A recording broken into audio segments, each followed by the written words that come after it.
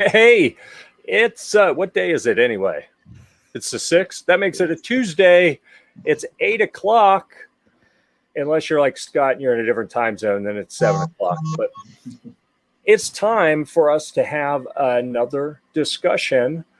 This is coming out of the Philmont Trek Talk Prep News and Info group on Facebook. That's where we organize this. We are simulcasting, so you can find us on. Oh, did you hear that? I just heard a notification from my tablet. We must be live because we just got notified that we're live.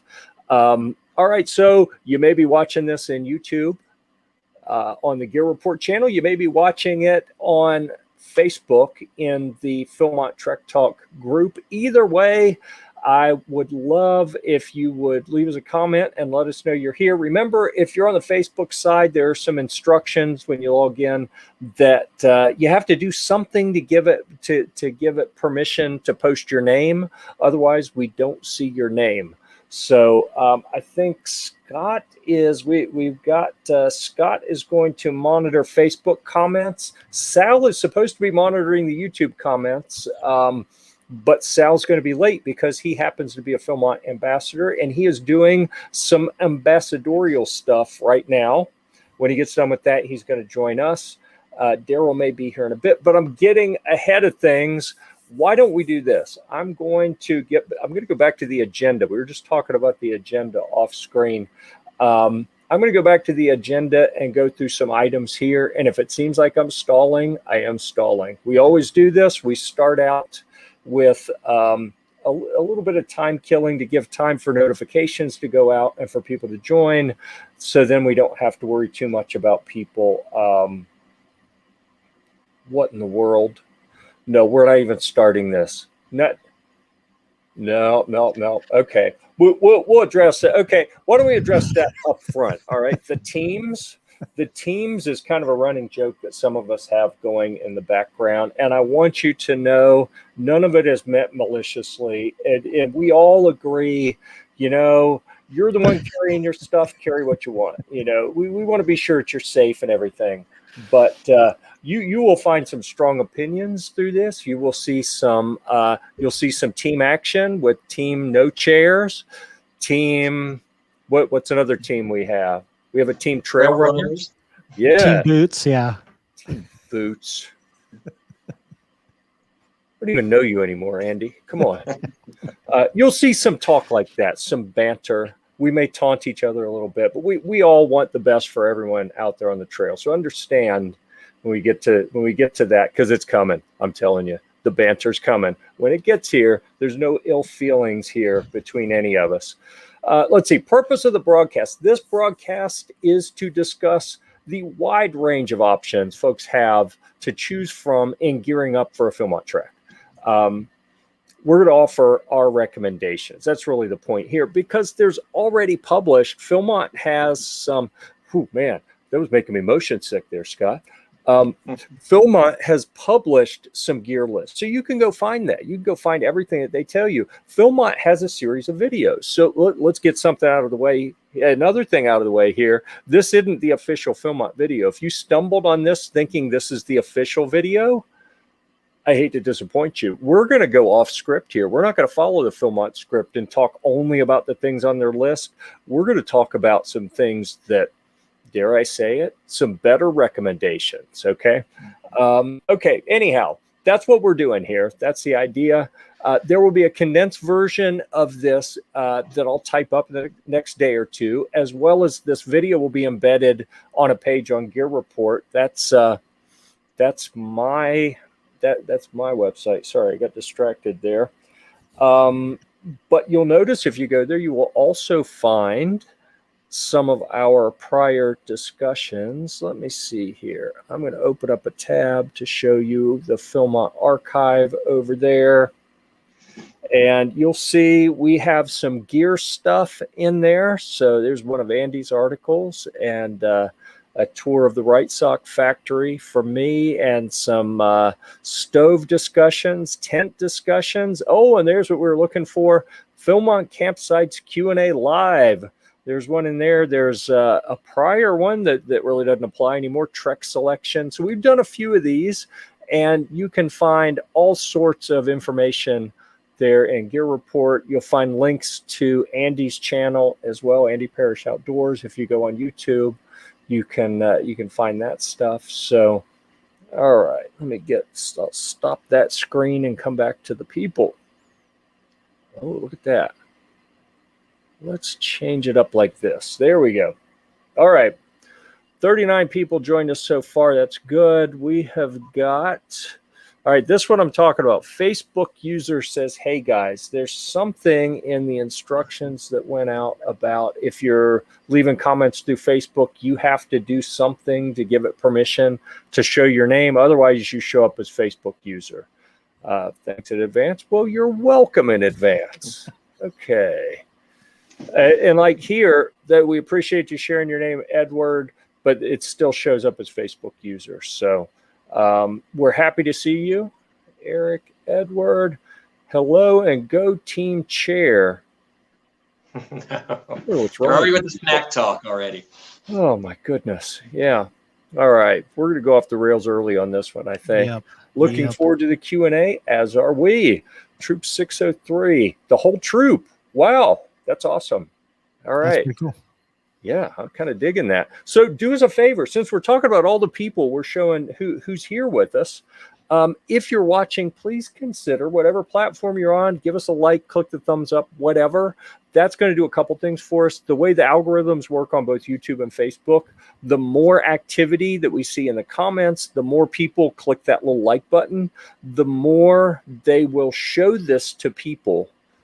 And I don't pretend to understand everything about YouTube and Facebook, but the more people will see this while it's live and will have the opportunity to come in and join us. So yes, if you're here, please leave a comment like Andy said. All right. All right. Troop 267, welcome. And Troop 6, I like that. That's a very efficient troop number. I like that. Pennsylvania's winning so far, right? Oh, we're keeping score? Yeah, 2 troops so far from Pennsylvania. Where was the first one from? Wherever League City is. I'm not sure. League City. Where are you from? Where? Texas? Yeah. Texas. All right. Lots of good information on the site. Well, we certainly appreciate that. Thank you. All right. So I think we've killed a little over 7 minutes. I think that's enough time to let people come in. I'm showing about 40 some people so far. So we're going to, why don't we dig in? And what I'd like to start out with at this point, we've talked about the mechanics of the broadcast and how you can interact with us. Oh my goodness, look at that. We've got all kinds of people. Texas was correct. Yep. Another Troop 64. 9112. Tim Brown, at least he let us know he's the old one, apparently. And we got all kind of people in here. Thank you. Thank you so much. I am really digging seeing the different troops showing up in here. Look at that. I'm just going to click through them real quick here because we got to dig into some content. Thank you. Thank you so much. Minnesota. See, we should do points, like give out points and tally it by state. If only we thought of this ahead of time. A patch would be good too. We'll do that for the next one. Patches. See, that shows it's not an official scout activity. This is something we do in the Facebook group, and sponsored by Gear Report. You can tell it's not a real scout thing because we don't have a patch for it. So, and that's on me. I apologize. Pickerington, are you kidding me? I'm from Ohio. I used to live in Ohio way back when, and Pickerington is kind of close by there. Oh, so many troops with us. Grew up in Columbus, so I know Pickerington well. Really? Yep. You know where I was born then, over in what do they call it? Newark, if you just read how it's spelled. Yep. All right. Excellent. So I'm getting sidetracked trying to talk to everyone. I apologize for that. But people keep showing up, and I love it. Awesome. So thank you. Thank you so much for being here with us. We're going to kind of go through a bit of an agenda. The next item, we talked about the mechanics of the broadcast, where you have the opportunity to leave questions in here. I'm going to ask that we don't get too many questions just yet. Let us work through a little bit of the structure that we have on the agenda. And then if we're not covering the things that you want to know about, we'll try to give. So, okay, now we're going to talk about backpacks. That's when you post your questions about backpacks if we don't address them right away. Andy's shaking his head. He's always got an agenda. He's always got an agenda. I know. I'm trying to be organized because there is so much to talk about. If we don't have some sort of structure, we're not going to make it through everything. And you guys got to keep me from rambling because that's going to slow us down even more. And the people that I'm referring to that got to keep me from rambling, we have Scott. Would you like to introduce yourself? Sure. I'm Scott O'Mary, representing Troop 259 in Plano, Texas. Texas. All right. 10 more points for Texas. There you go. All right. All right. Andy? Andy Parrish. I am with Troop 152 in Westfield, Indiana. IO. All right. We're just going to get the chant going. Pennsylvania's going to win. I'm saying 10 more points for Pennsylvania. I hope someone's keeping track of this because I'm just distributing points. I'm not actually tracking them. Okay. And I'm Jeff. I am, what am I? I'm an assistant scoutmaster at Troop 19 in Burlington, North Carolina. I am the skipper of Sea Scout Ship 4019, also in Burlington. And I've been to Philmont a couple times, once as a youth, once as an adult, going back this summer. And I am a professional gear reviewer. So we are in my sweet spot here. Andy, also kind of a professional gear reviewer. So Scott, you better bring your A game. Totally amateur right here. Yeah. All right. So that was the panel introductions. Sal should be joining us soon.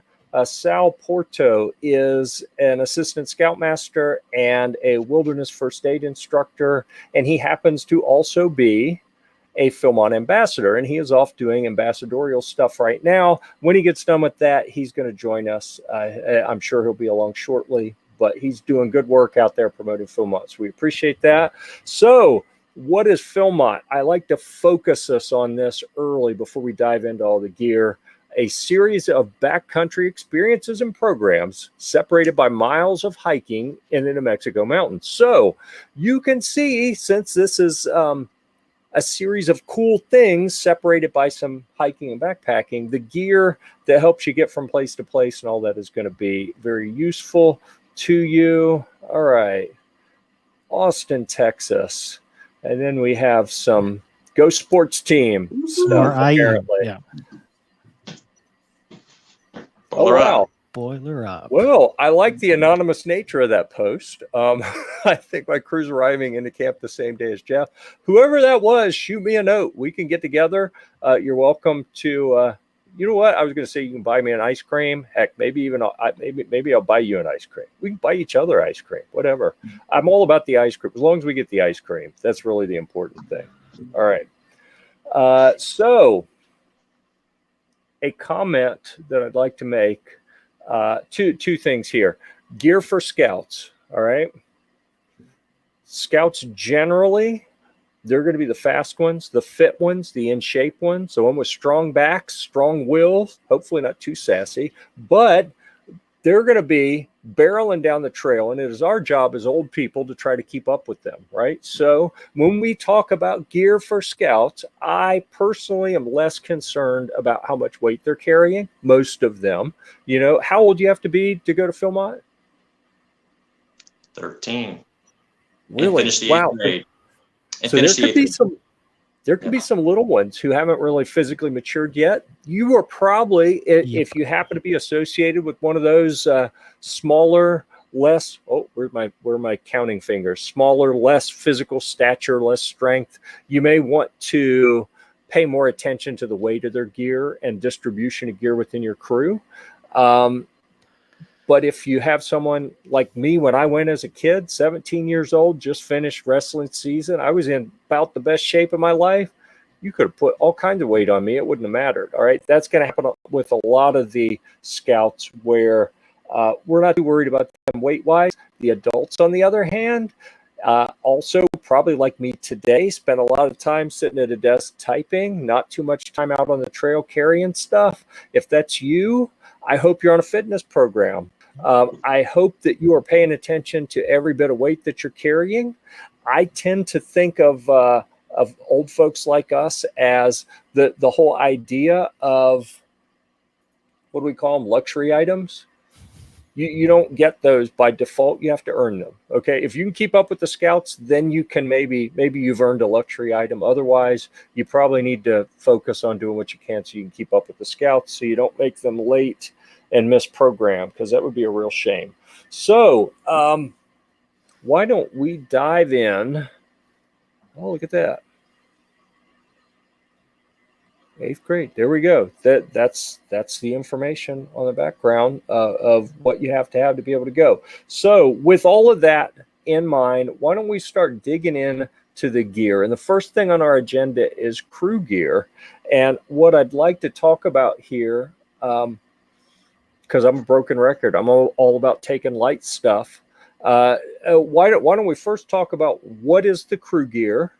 Scott, I'm going to warn you. I'm going to hand this one to you. You can talk about what is the crew gear, and then we can all kind of dive into what does Philmont provide, and what things do we want to take what they give us, and what things might we consider taking something else.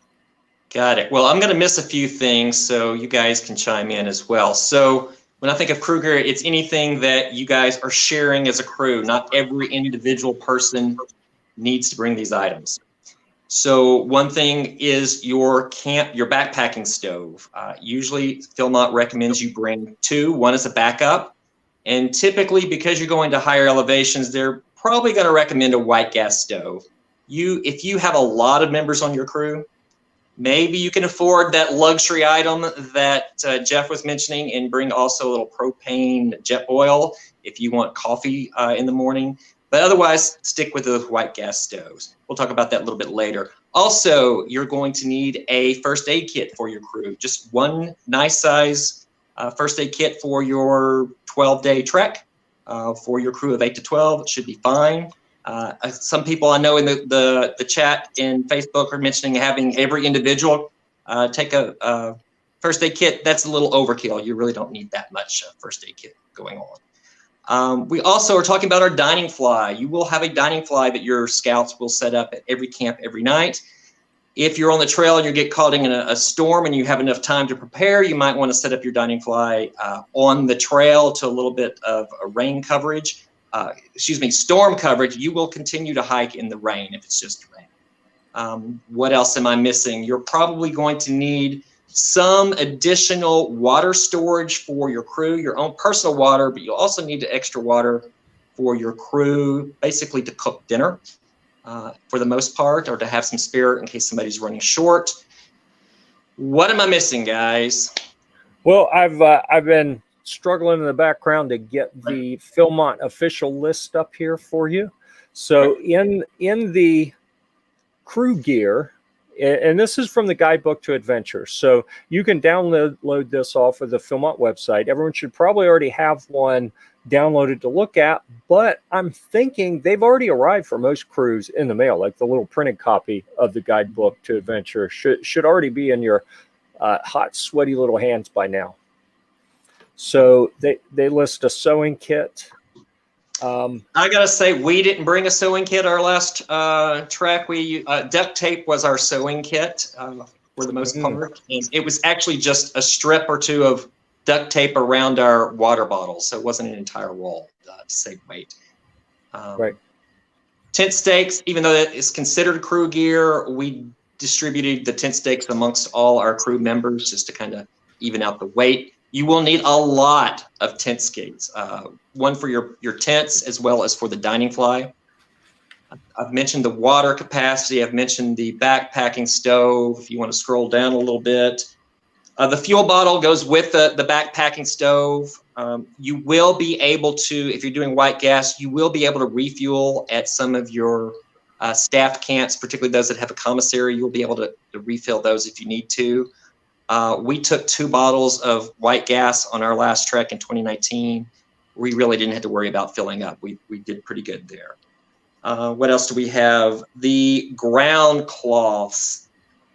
Generally speaking, that is under crew gear, but generally you need a ground cloth for each tent that you're going to have at Philmont. I know Jeff and I at one point had debated on the ground cloth. We use Tyvek. Tyvek can be very expensive because you have to generally buy it in a large roll. It's fairly light, but I think Jeff has another recommendation for even a lighter ground cloth for that. Yeah. Yes. Although I got it for free, so free trumps a couple of ounces in my book in a day.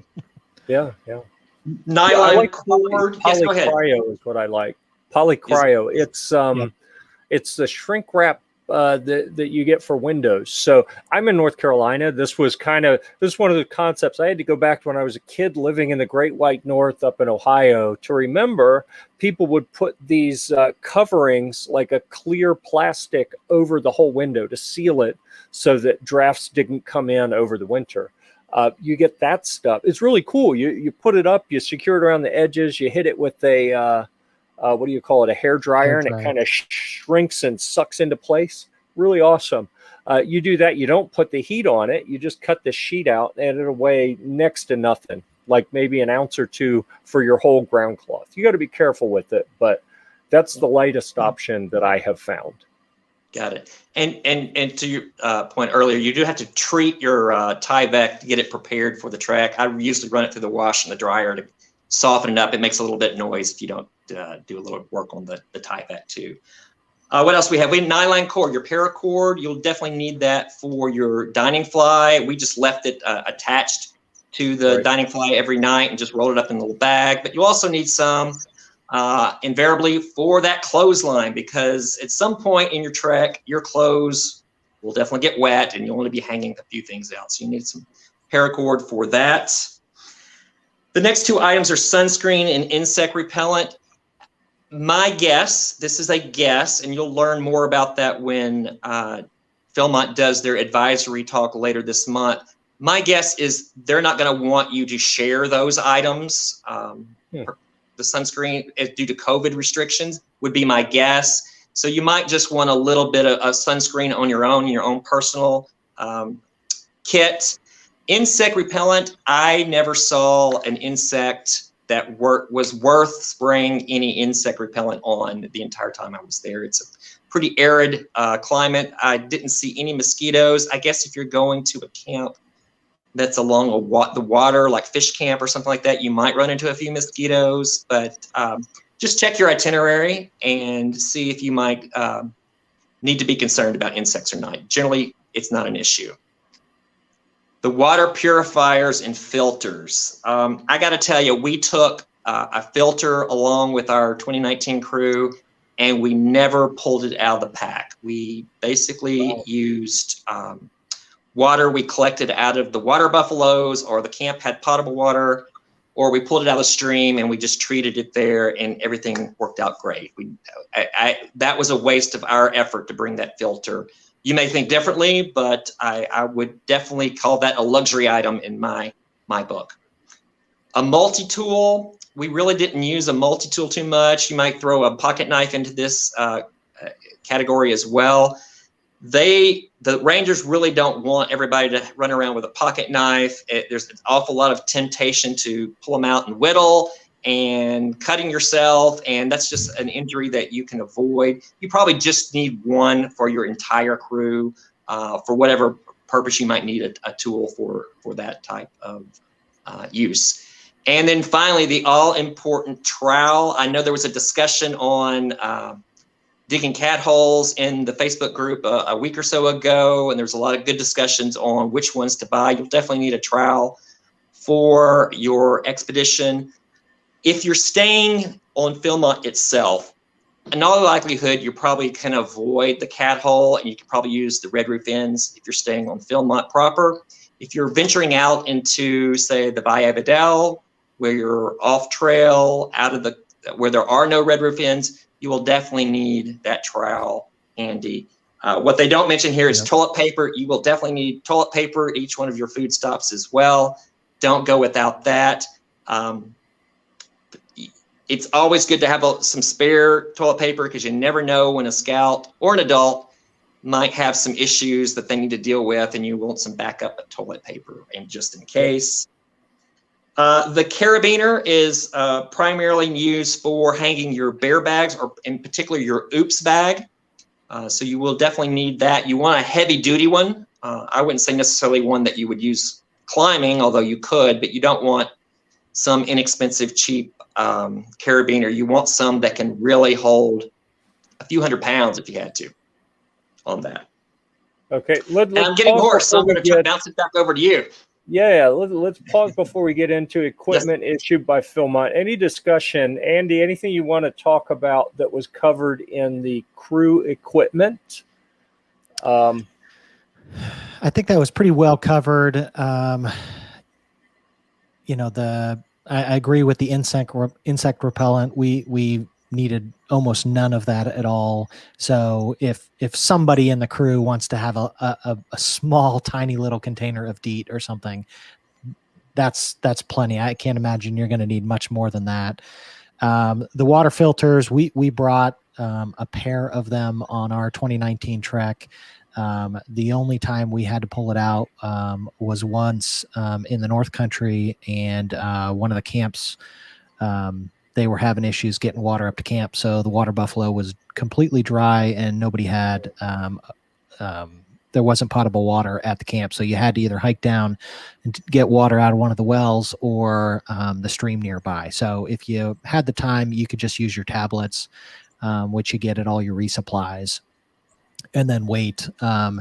We went ahead and filtered water at that point in time just to kind of refill what everybody needed at the moment. And then we were able to treat with the tablets. So I don't know that you need them. My experience was similar to Scott's, that it might be a convenience to have one option for something like that in the entire crew.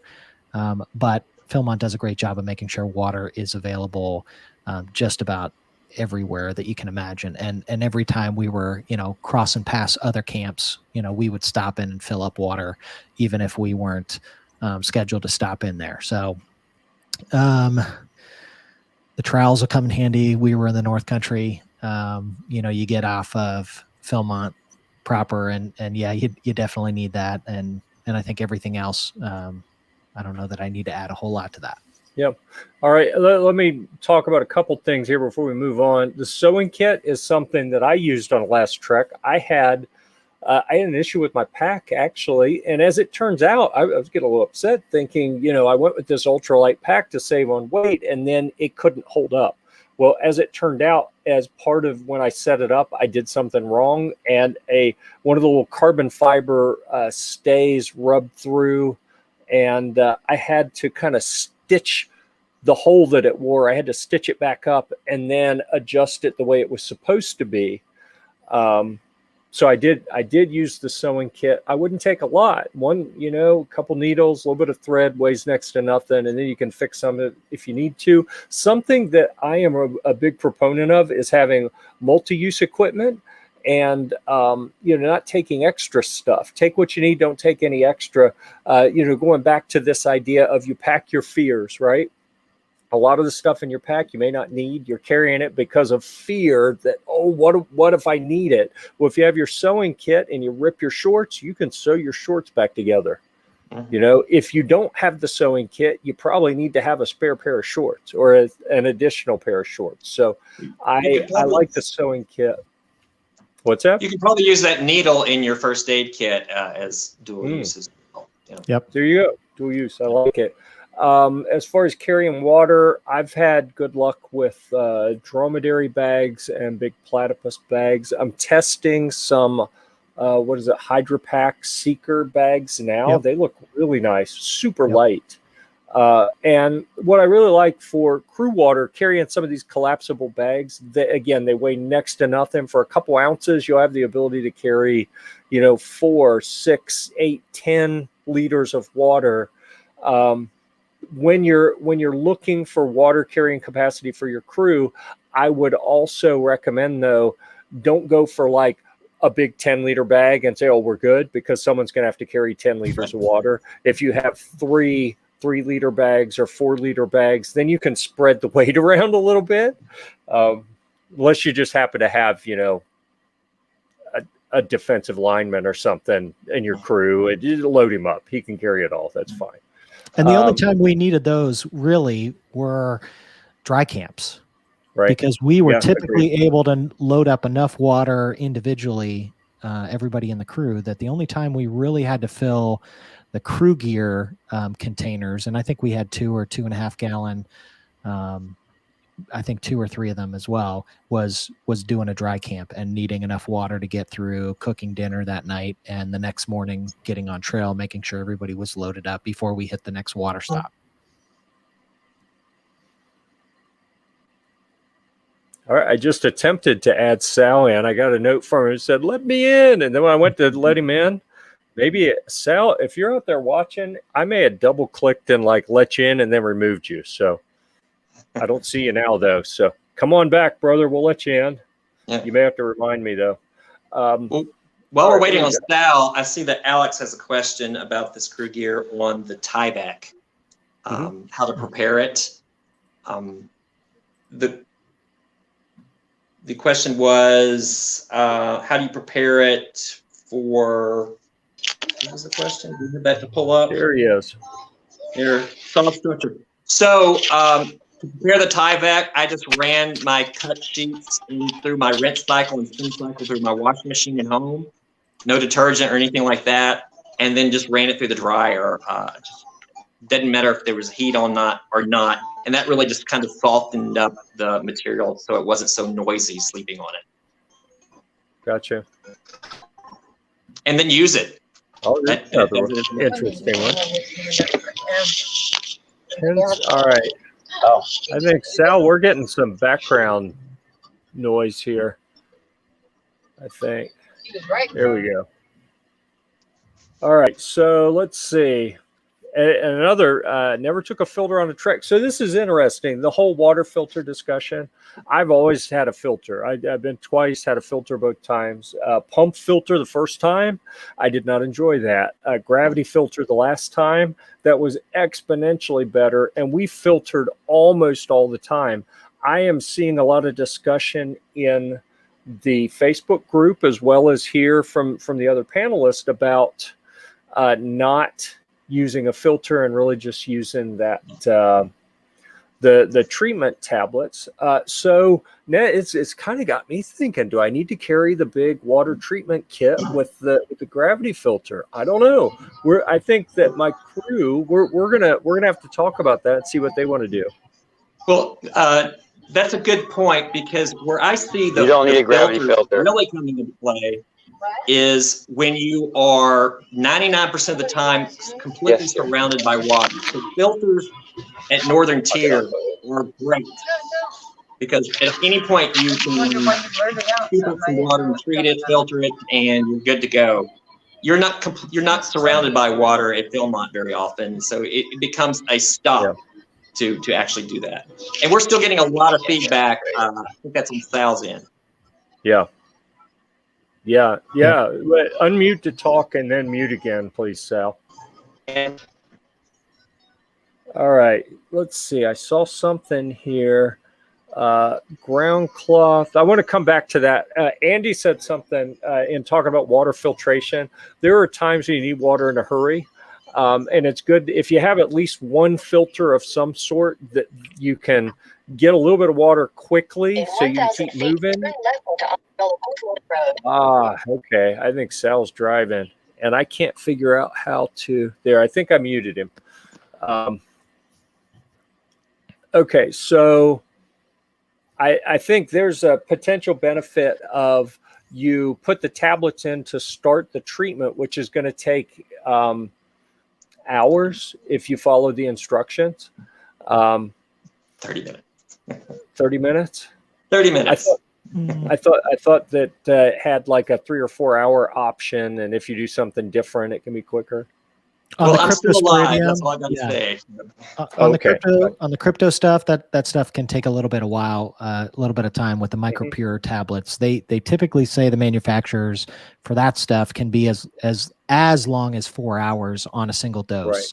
That's what I was so thinking. the bacteria is usually gone in 30 minutes. So but some of the Giardia and the crypto stuff can be harder to kill. So that's the issue that you get into if you're in a pinch. The convenience of having the filters, because the filters will take out the crypto and they'll take out the Giardia and the bacteria. The only thing they don't get is the viruses, which the treatments, the MicroPure does kill the viruses as well. So I think that's why Philmont has just, it's a, this kills everything if we give it time. So they like to have the option that's the most complete. But in North America, we don't typically get into situations where viruses, are present. The drinking type, you get like Montezuma's Revenge and things like that in other countries. We don't really have much of that at all in North America or in the U.S. So using the filters, whether it's something, it totally would. So something like Be Free filter or the Sawyer Squeeze, having something like that in your crew gear. So that if you need to filter some water kind of quickly, hey, let's get some water filtered so that everybody has something while we load up the other water storage and treat that with the tablets. That'll be ready a little bit down the road. That can be useful at times. I probably wouldn't have more than one or two. And something like the Sawyer Squeeze is only about 2 to 3 ounces to bring that along. So there's not a huge weight penalty for crew gear. Yeah. So that's an interesting discussion. And this kind of highlights a scenario that we're going to run into over and over and over. There are options for ways you can choose to do most of the things we're going to talk about. And your crew's going to have to talk about, which way do you want to do water? Which way do you want to do a whole variety of things? So we're going to give you recommendations, talk about what we've done, where we've had success, where we think there are potential things that could go wrong. And then you have to decide how you want to do it moving forward. You got to have something. They're going to give you the purification tablets at each commissary when you fill up and when you get your food, rather. So that'll work if you follow the directions. I like to historically, I've liked having the filter. We'll have to see what we do for my crew this time.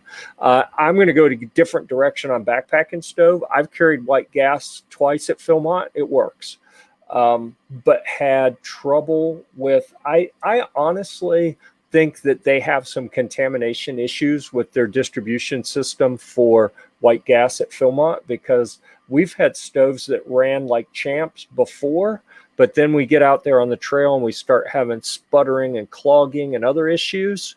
So, all right, we'll see. It looks like maybe Sal got home. Nope, Sal did not get home. We're going to try to mute him again. Sal, you are welcome to get home and then join us. We don't want you wrecking while you're driving. Okay, but I will. I'm not driving. My wife is driving. That's okay. Oh, okay, gotcha. Go ahead and mute me then, guys. Or you can mute yourself when you're not talking. That should work. So anyhow, talking about stoves. Because of that white gas and the issues we've had before on both times I've been, we're actually looking at carrying the canister stoves this time.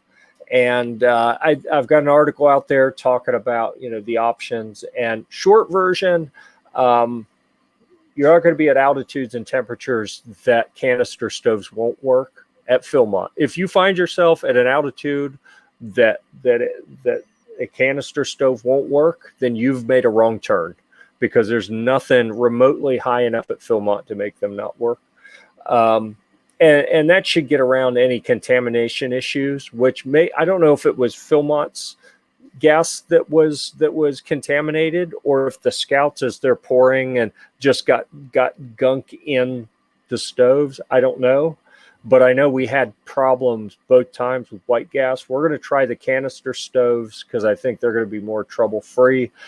Every commissary in the backcountry except one also has a Tooth of Time Traders store where you can get canisters. So again, weigh your options. Maybe, if you haven't bought your stoves already, try some different ones, see what you like best. I think my crew's going to go with canister stoves. We have 2 from the same troop going. the other crew is going to use white gas. So, decide Jeff, what you want to do. Can you dump your empty canisters at those camps, or do you have to pack them out? You can drop them off with trash, and you don't have to puncture them. I've heard people say before, I've read people say that you have to use the little puncture tool, and I've also, been told that you don't. So let's see. Reactor is a canister and works well. Other people have used white gas. I mean, I will tell you for a fact, either one will work. So this becomes a preference thing. I'm going with the canister. Sal just sent me a note that his crew uses white gas. So there you go. You go either direction with that. Oops.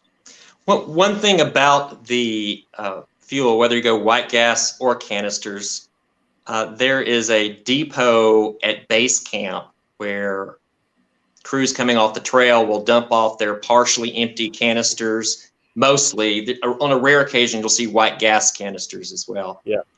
That you can pick up some freebies if you are so inclined. Oh yeah, if you're driving in and you use canister stoves at home, you're going to have a lot of options to load up because no one wants to take partials out on the trail. So really, they leave them because they can't take them on their airline flights back, but they're not much use to crews that are going out. So let's talk about the equipment issued by Philmont. That's the next section here. Andy, do you feel like running through this list and talking about it? Sure. And I think it's pretty straightforward. You're going to get your dining fly, your tarp that you're going to pick up. You'll have the option of picking up poles, which we did not take. We just had a couple people that were using trekking poles, so save some weight, leave the collapsible poles behind, and just use your trekking poles to set up your dining shelter every night.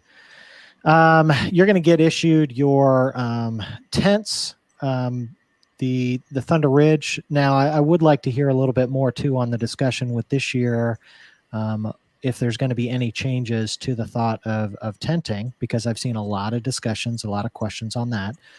So I think that's something that we should talk about. But when we went previously in 2019, that was something that you can split up a 2-person tent between 2 people. So we typically had one scout that carried the stakes and the poles, and the other scout that carried the body of the tent.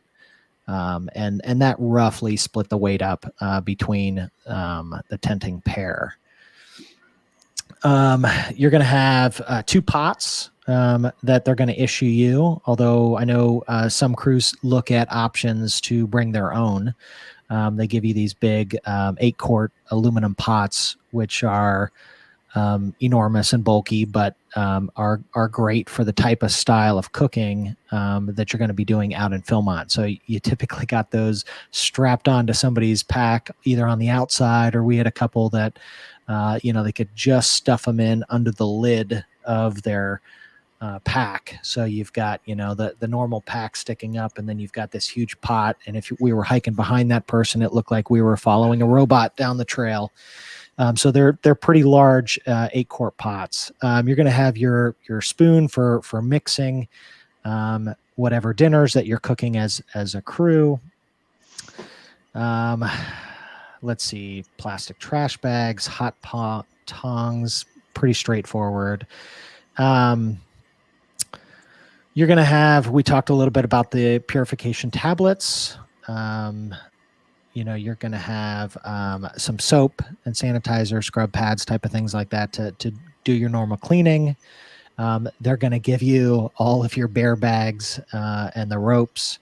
And then you're going to have, your strainer and scraper, which they'll teach you how to use the sumps out at Philmont. And the toilet paper is available every time you resupply food. So you need to just gauge, do we have enough to get to the next spot and enough of a backup just in case? We had a lot of the dads that brought their own personal little supply just to be kind of an emergency kit, just in case it was either them or a scout. What's that? It's probably less sandpapery. Yes, if you want something that's comfortable, you're not going to get it from Philmont, that's for sure.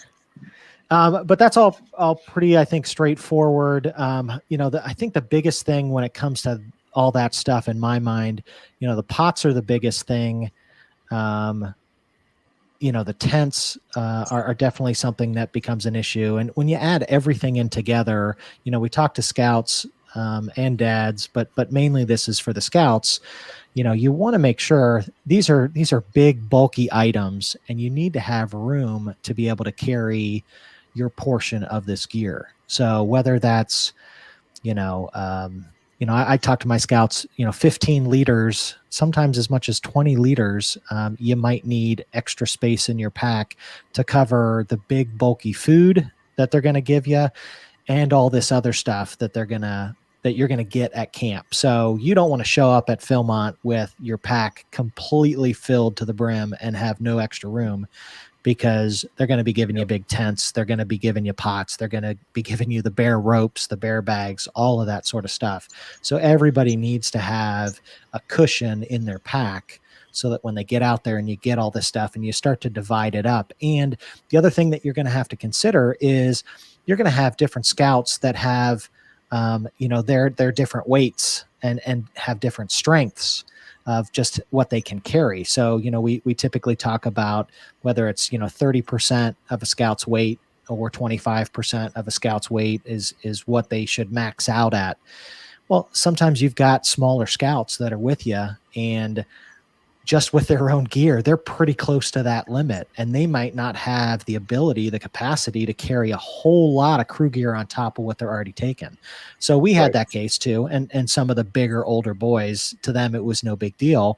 I'll take that. Just hand it over. And so they kind of had to divide amongst themselves, and it wasn't necessarily completely even. So you had the oldest, strongest scouts that might have twice as much as the youngest, smallest scout, just because, from a weight standpoint, they couldn't deal with carrying anything more. Mm-hmm. So a question came in: do we have to use their tents? And I'll tell you, I don't. I think that my crew, I'm actually going with a different troop than that, not my home troop. I am a guest of another troop who is allowing me to go trek with them this summer. I think they're taking their own tents, but honestly, I'm not positive. A big consideration, okay, obviously I'm all about lightweight. The biggest consideration, if you want to use your own tents, don't show up with something that's got food smells on it. That will turn into a bad experience for you. Okay. The bear procedures at Philmont are the real deal. All right. If someone has been eating in a tent and it smells like food, don't bring it. All right. Better to carry the big, heavy Thunder Ridge tent. If you have to tent alone for whatever reason, for COVID, for whatever, that 5 pounds, 5 ounces is lighter than what I had read from some people who weighed them. I thought they were closer to 6 pounds. That's awful heavy if someone has to carry that by themselves. So if it's in your budget, if you already have them, if they're appropriate to use at Philmont, I encourage taking something lighter, especially for the adults. The scouts, again, they're young, they're strong generally. Let them carry the big tent, whatever. Maybe it'll slow them down enough that you can actually keep up with them. Mm-hmm. We can dream, right? Yeah. But for the adults, here, all right, I'm going to go ahead and say it right now.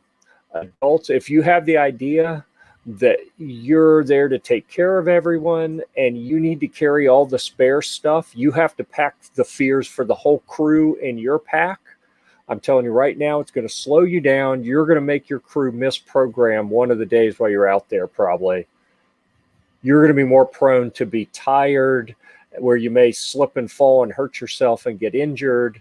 You need to go light, distribute the stuff to the faster, stronger people.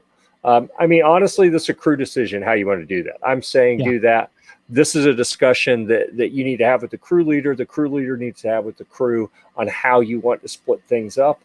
But I'm telling you, if you're old and slow and used to sitting at a desk all day, don't think you're the one who has to carry all the extras of everything.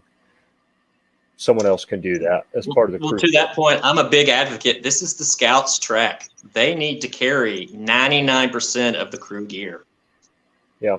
And that's going to slow them down, to your point, hopefully. Based on the weights we see here, the dining fly, 2 pounds, 8 ounces, that's not too terribly bad. The tent, I think, is pretty darn heavy because the Thunder Ridge tents are made for Philmont's benefit. They're extra heavy duty, so they can be abused week after week, year after year. I think they use them 2 years in a row, usually. You can do better on a tent without too much trouble. The dining fly, 12 by 10 for 2.5 pounds isn't too bad. If you got to go with something to save money, maybe that's a place where you can save a little money. I agree. Don't take the poles. I don't even want to dive into the cooking situation. What I'm going to suggest, if you have an interest in exploring some alternatives in cooking, how to do it on the trail at Philmont, how to save weight by having a lighter stove, lighter cooking gear, pots, everything. I have an article on Gear Report you can read about an alternative cooking method.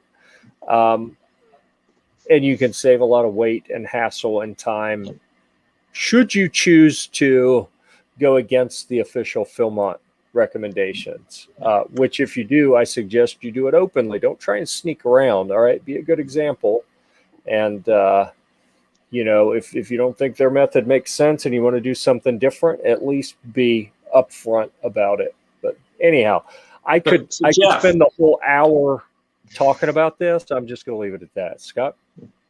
I may be calling you out, Jeff, but if you do have an even number of adults, suck it up and tent with another adult. You'll less tents, less gear. Your back will be grateful. And I got to tell you, by night 2, you're so exhausted you could be sleeping next to a bear and you wouldn't care. You wouldn't know. Bring earplugs, though. Yes. Yeah, I hear you. And as much as I want to cut weight everywhere, I don't know. I've been married for a couple decades. I get a little handsy at night. I don't want to roll over and have, it wouldn't be a youth protection violation. It would be an adult protection violation. I get a little worried about that. So, but yeah, that again is going to be a discussion that you have with your crew and with the other adults in your crew to decide how you want to do things. Any other comments before we move out of the crew gear? I'm scrolling through here. Sal sent me a note that he is doing stuff in the comments here. Man, we got a lot of questions. I want to be sure we don't miss anything. Is the waterproof ground cloth the same thing as a footprint? Yes, it is. Let's see.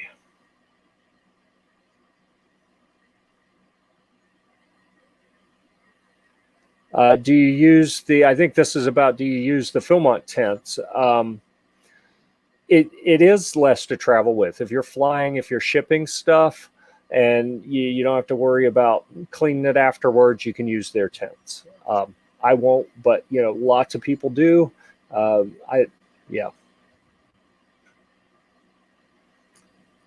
Is there an average weight per pack? Okay, here's something I'll tell you. Philmont will tell you the adults should plan on carrying more, and it may be as much as 70 pounds. I'll tell you right now, that's dangerous. That is, I can't believe the medical staff at Philmont signs off on them publishing that, because the adults are the most likely to be injured on the trail and have to be taken off of the trail. The more you carry, the more likely it is you're going to be taken off the trail. How much space you need, the size of pack you need, how much weight you carry, all depends on how aggressive you are at minimizing the size and the weight and the volume of the gear that you take. So please do yourself a favor and minimize that as much as you can. Yeah, it's tough to answer that question just because every trek is going to be mapped out differently. So how far you go between water stops is going to be different on every single one. Mm-hmm. So you don't know how much water you're going to need, but you typically map that out every day. You're going to sit down with your crew leader and have an idea of, okay, where are the water stops? What's the mileage? What's the conditions? How much water do we need to get from here to there? Hopefully you're figuring some of that stuff out on your shakedown hikes. So you start to get an idea of who really drinks a lot of water, who doesn't, who do we need to make sure that they're drinking enough, all those different types of things. And then the different routes also mean there's different distances between food supplies. So, we had one, the first day right out of the gate, we were carrying 4 days worth of food, which was our longest stretch. And we went right into a dry camp. So we had just the most water we could possibly carry.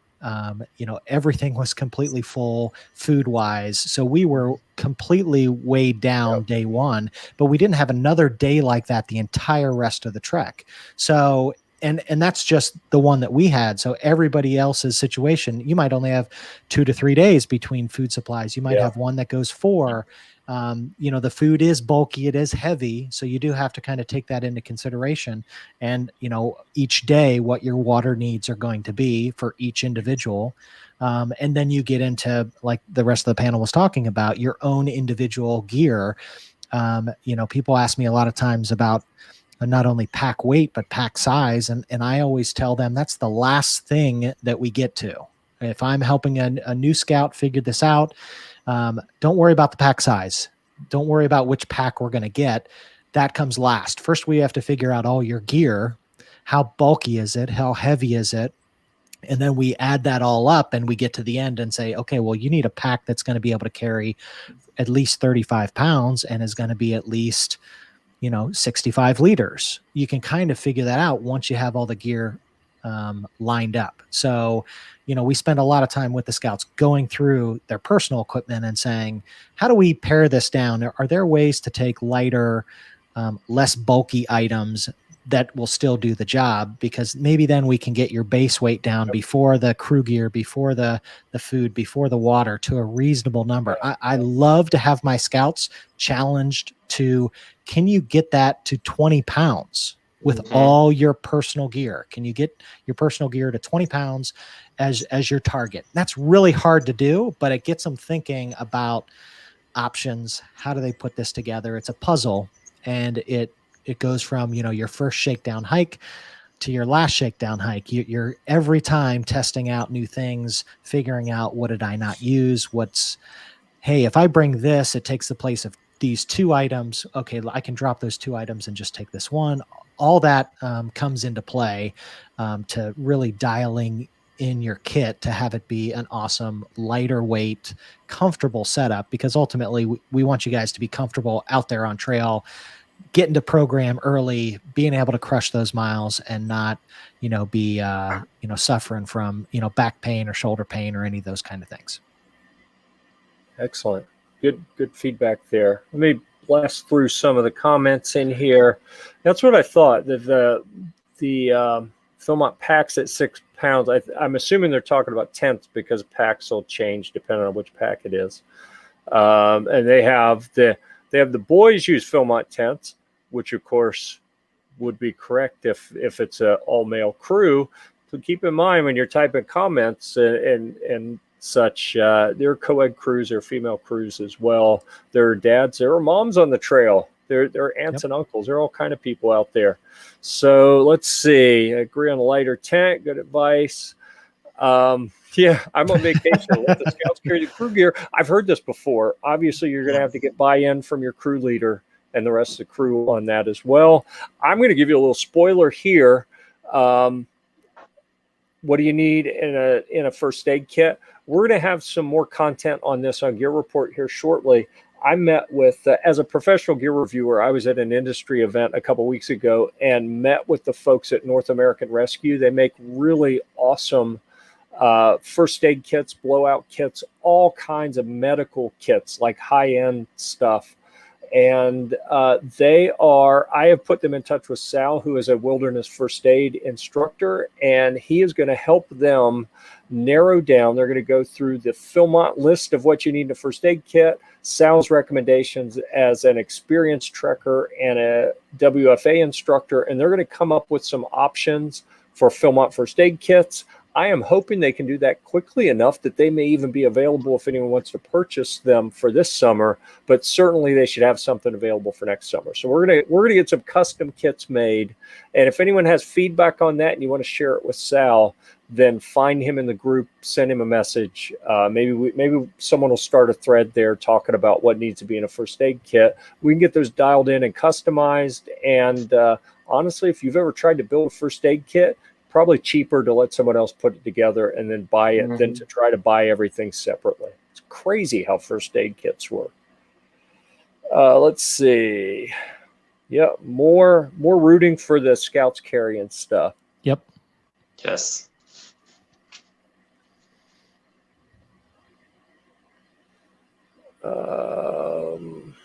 Foot care kit. Everyone should have. So when we talk about, we're going to get into individual gear in a second, but we'll address this real quick. The crew kit's going to be bigger items.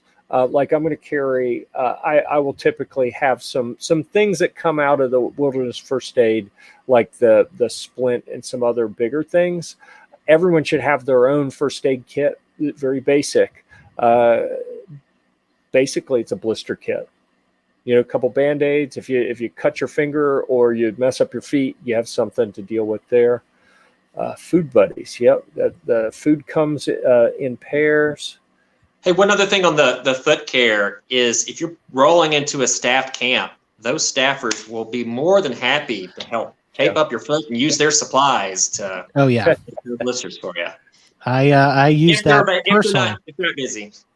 Yeah, we rolled into Metcalf Station, and while they were working on doing the rail ties, the scouts were, I was with one of the staffers because we had just come from rock climbing that morning, and I decided to scurry up the side of that mountain, and I was in shorts and tore up my shin climbing over some of the rocks, just the way that it goes.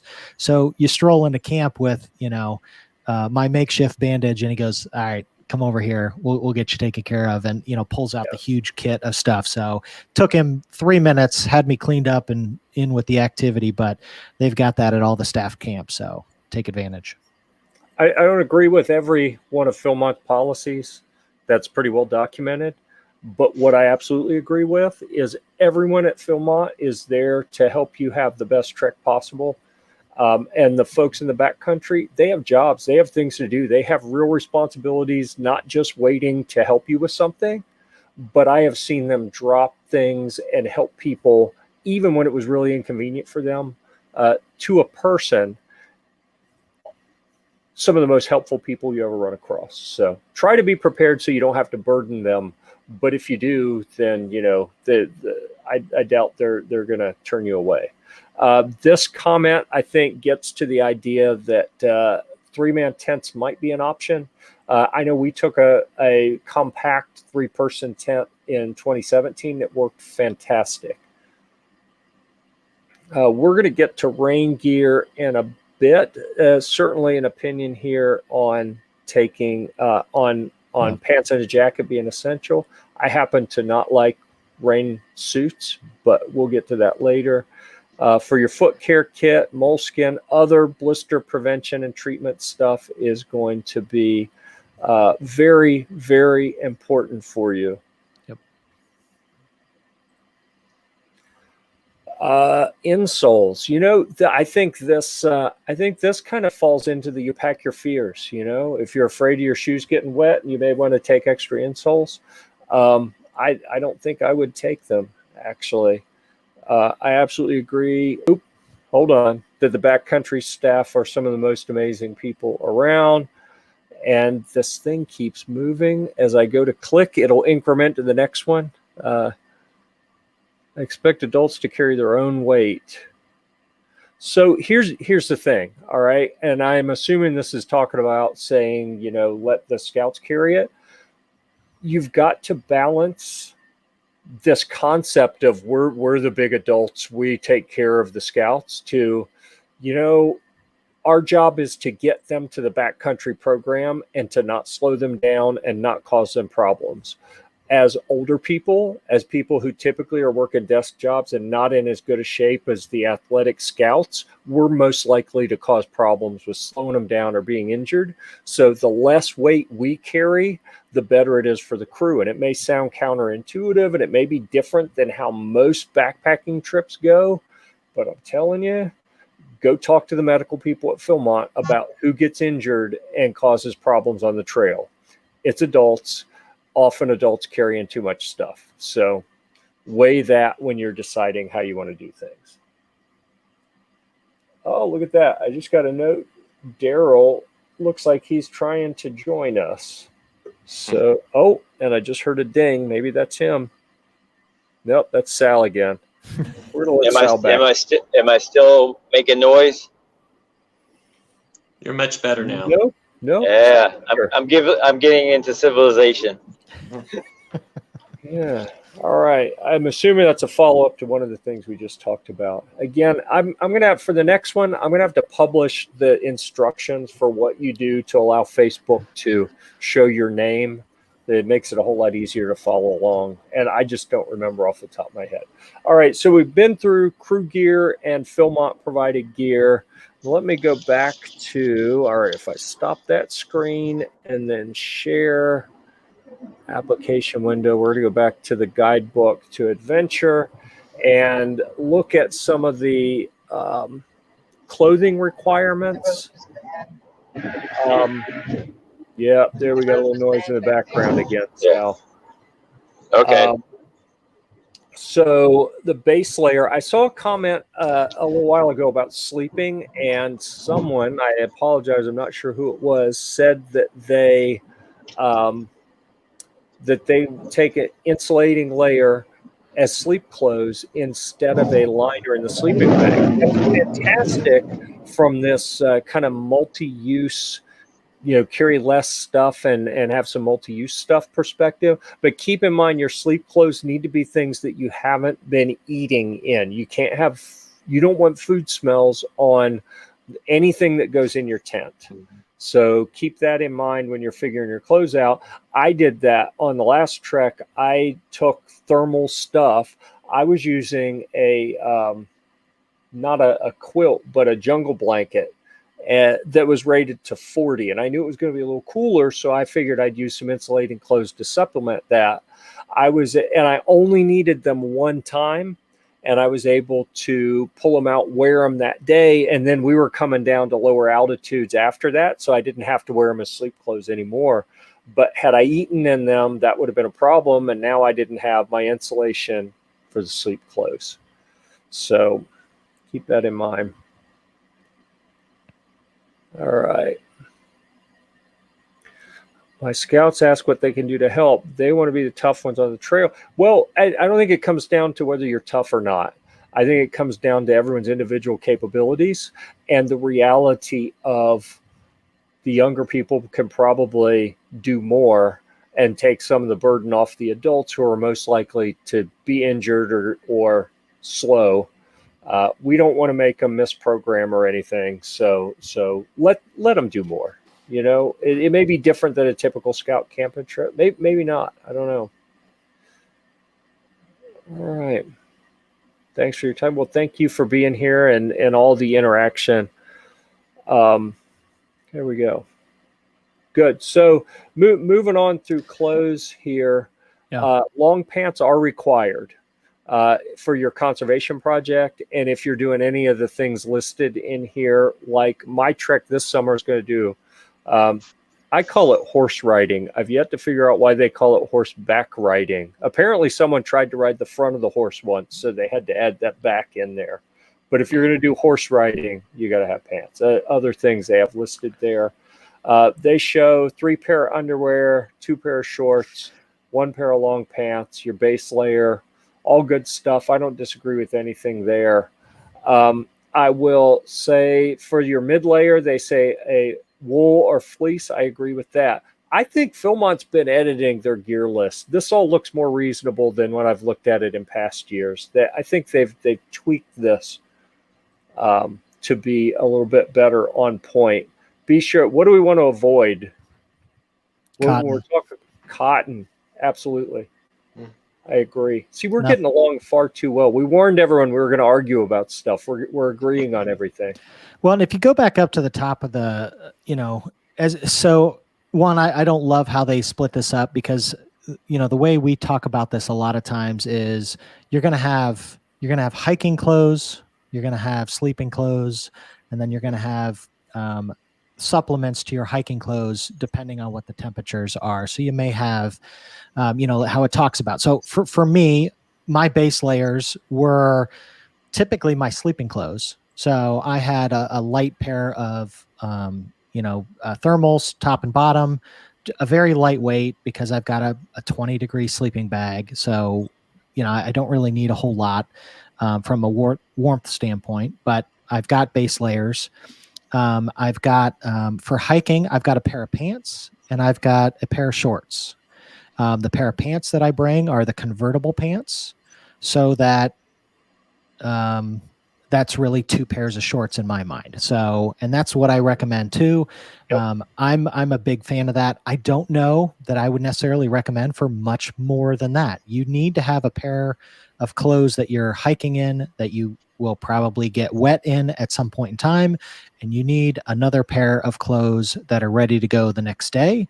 And for me, then I also had my sleeping clothes that I could change into to get dry that night when we got into camp. So if we had program to do and maybe the rain moved off, I may get into my backup hiking stuff.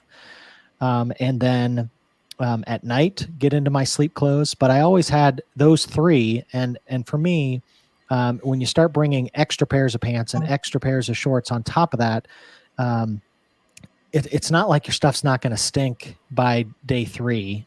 Having a fresh pair of clothes on day 5 doesn't really matter. Really, the way that I try and teach this is you want to have different items of clothing that provide a different function. So, having convertible pants that, hey, if we're doing some programming like I should have had that morning when we were doing rock climbing, would have been a lot more convenient to, hey, I've got my pants and then we're going to go hike the rest of the day. I can zip off the bottoms, hike in warmer weather. Hey, we get a chill that night. I can put the bottoms back on. So having that kind of setup, I don't know that I would bring a long pair of pants and 2 extra pairs of hiking shorts. Right. You can kind of kill 2 birds with 1 stone and bring your long pants, make those convertible, zip off pants. And now you've got 1 pair of pants and 1 pair of shorts, but you can wear them both in really warm weather. Just take the bottoms off of the other. So I like, 3 pairs of underwear. I recommend 3 pairs of socks. I also recommend. Those are lighter weight, smaller items. You can bring a little bit of extra, but for me, I may have 1 pair that I sleep in, pair of socks, if I wanted to, or they're just a backup pair of hiking socks if I need be. That the hiking socks and the undergarments, they take the biggest beating. So we're typically washing those out every day, every other day. And then letting them dry, and then we know we've got a backup or 2. So, but that kind of covers that. I was going to talk about. Well done. But then you get to the same thing with if you scroll down a little bit to the the upper body layers, it's kind of the same thing. So I typically will have things that your scouts have around the house. I typically start with clothing when I'm, starting to have scouts put together their kits, and adults too. Let's start with the clothing. Tops. You don't necessarily need to be running out buying a bunch of stuff. Let's see if you've got some of this stuff you may have in the house already. You're going to want something like a dry fit t-shirt. Whether it's Nike, Under Armour, something that you get at Goodwill, it doesn't matter. A synthetic, moisture wicking short sleeve shirt. And I typically recommend a moisture wicking synthetic, a lot of times long sleeve shirt. A lot of scouts have those kind of things, especially if they're athletes. A lot of times sports teams are going to have those kind of things. Hold on.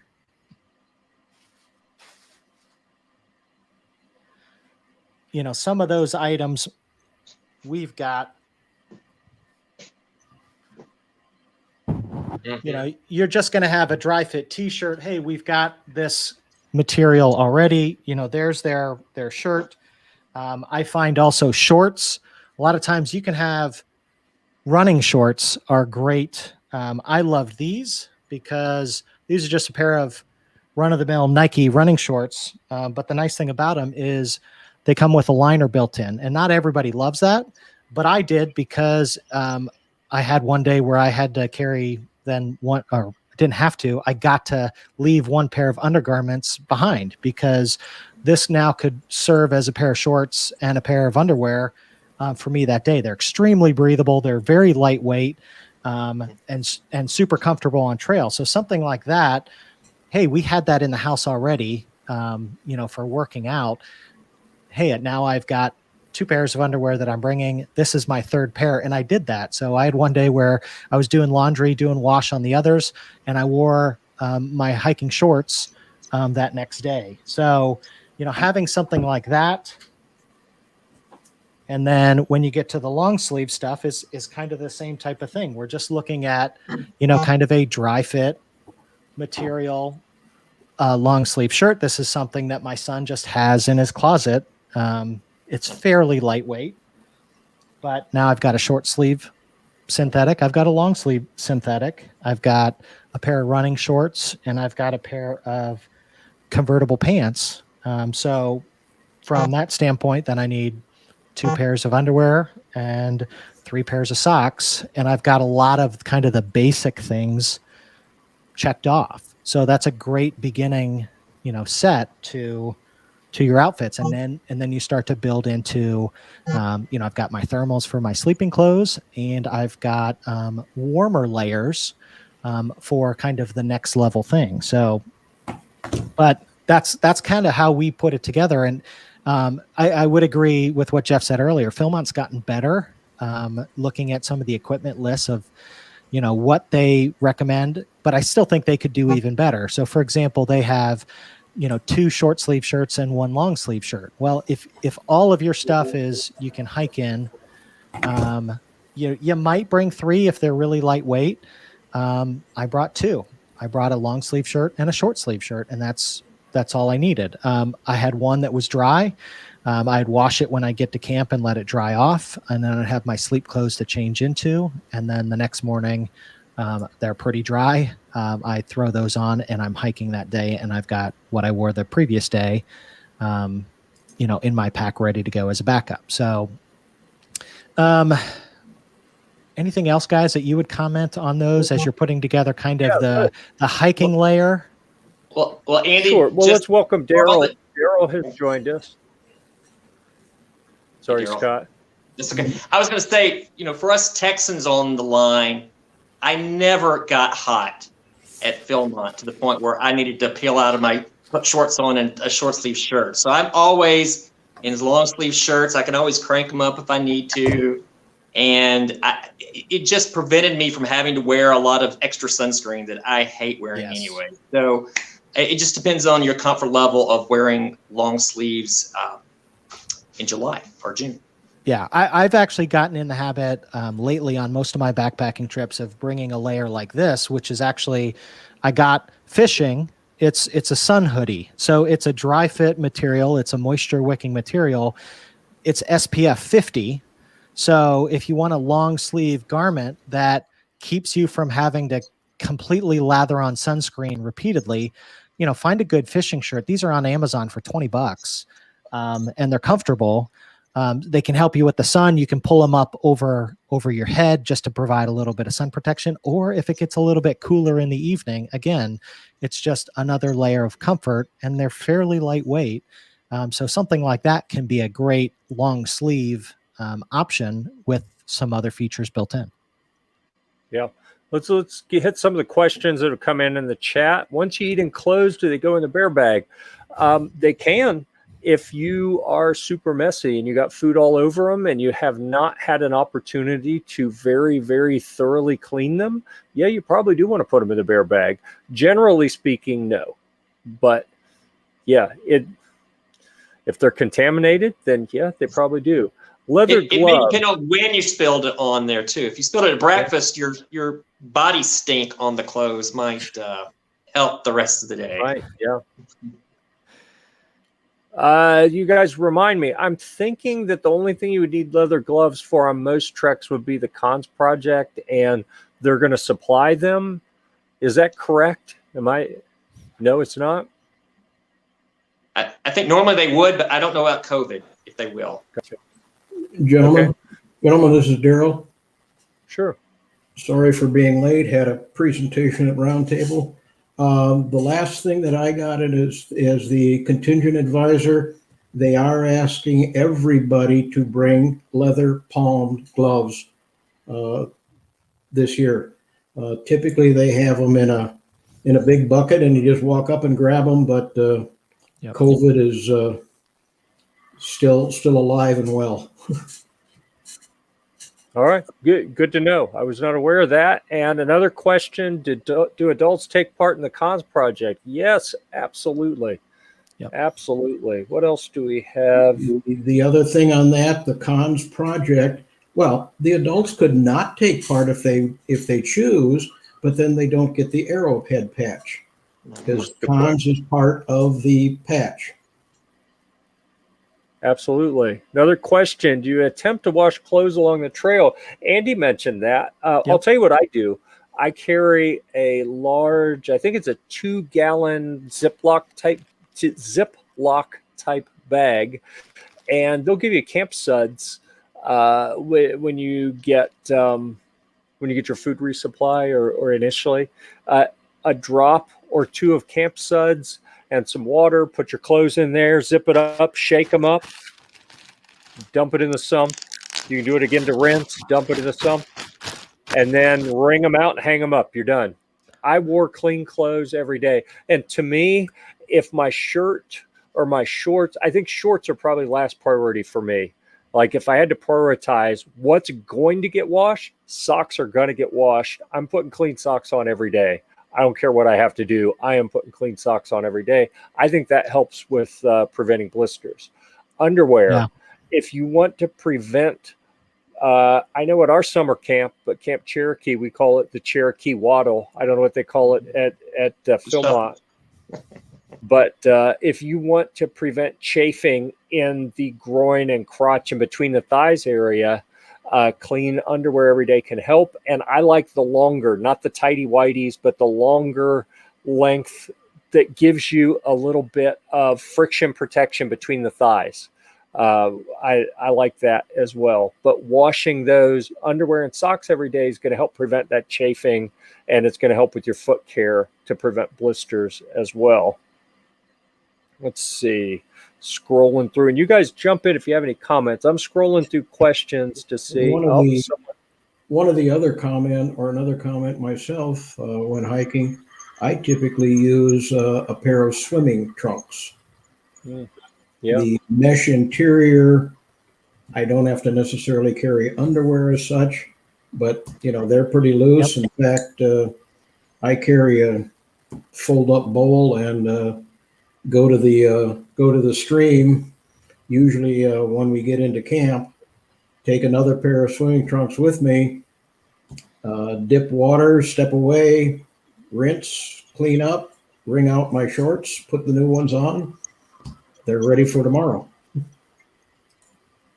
So you're not necessarily washing clothes and getting them clean and all of that. You're really getting the smell and the dust and as Jeff said, the kind of grunge and the salt residue out of the items. Okay, I'm scrolling through questions here as well.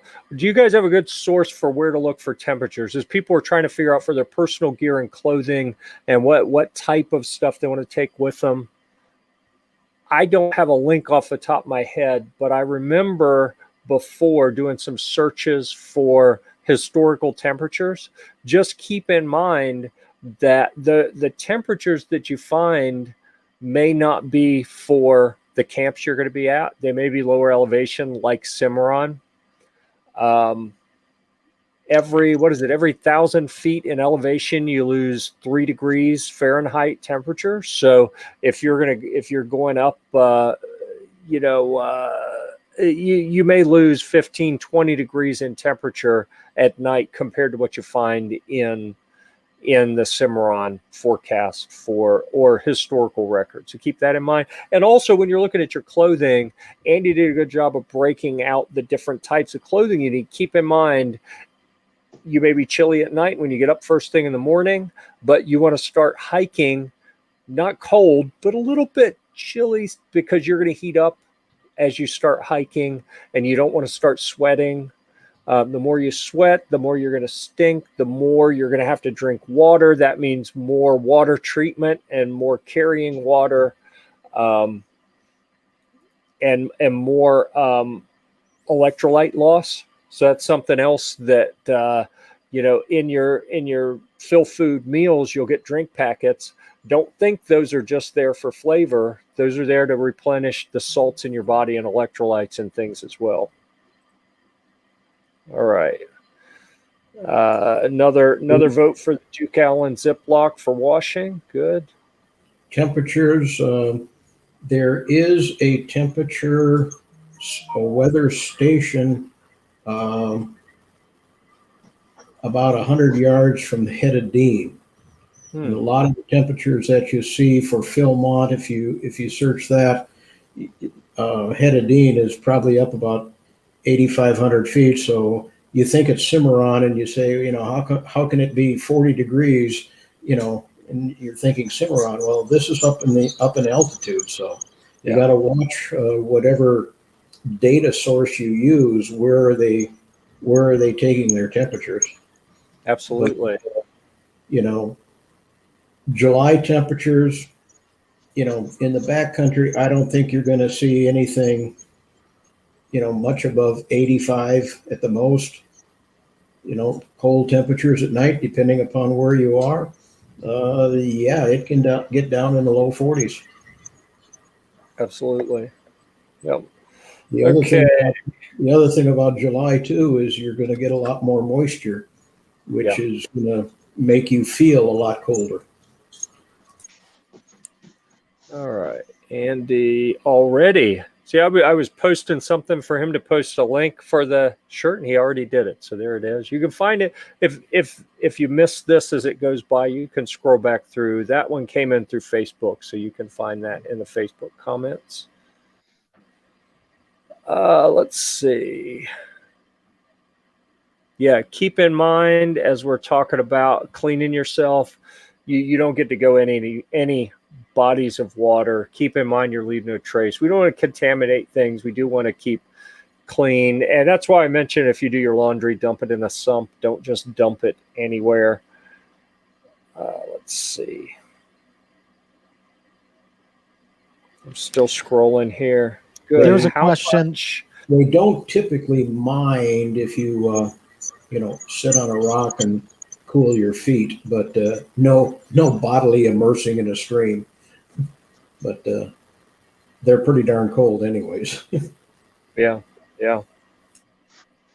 How much food and water? Andy mentioned 15 to 20 liters. I think that's a pretty good estimate. And potentially it could be 15 to 20 pounds. I mean, depending on how much water you're carrying. If you're on a heavy day where you've resupplied and you're going to a dry camp, it could be 15 or 20 pounds. Yeah, let's be careful with where we contaminate things as well there. Okay, so talking about gear, what have we not covered, guys? We didn't talk about packs and bags, right? Trekking poles. Well, and before we move on, there was one question too that I wanted to that somebody threw out there. Let me see if I can find it, about puffy jackets and fleeces and what all is needed. I think it was puffy coat, fleece, or both was one, and that one too. Do you recommend taking a puffy style jacket? Depending, so I'm pretty distinct on what I recommend with this. I recommend So you're going to have your hiking layer clothes that I talked about. That's going to be either, a moisture wicking short sleeve shirt or a moisture wicking long sleeve shirt is typically what I recommend. The next layer on top of that is going to be, for me, I recommend a lot of times a fleece, polyester. Okay. Stay away from anything that's cotton based. So look at your polys, your synthetics. The fleece is meant to be not so much a really warm layer. It's meant to be a really breathable layer. Okay. And the purpose for this one item is so that you get up first thing in the morning and you're getting ready to go on trail. It's typically cool in those mornings, but it can heat up quite a bit by midday. So a lot of times we start on trail maybe wearing our fleece as we're going, just to kind of take the bite out of the chill, provide just barely a little bit of warmth. But as we get hiking and we heat up, it needs to be breathable enough that you can wear it for a period of time before it's really too hot, and then you're shedding that layer. So I would recommend bringing a fleece. Look at fleeces that are fairly lightweight, that are fairly breathable, as kind of that first layer that you wear as an insulating layer above just your hiking clothes. And then there's going to be another layer on top of that I typically recommend.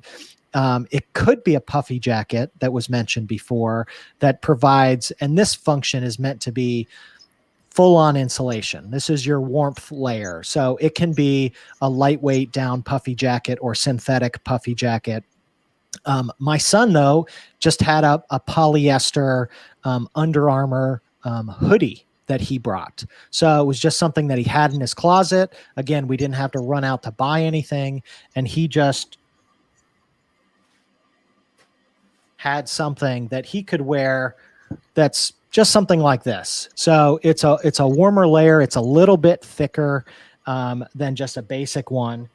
And he could wear that now with his fleece and with his long sleeve shirt if it was really cool or cold. And it was only once or twice that he really had to wear something like that. So that can be a puffy jacket. But a lot of times the purpose of that item is you're sitting around camp or you're waiting around at program and the temperatures have gotten a little bit cooler.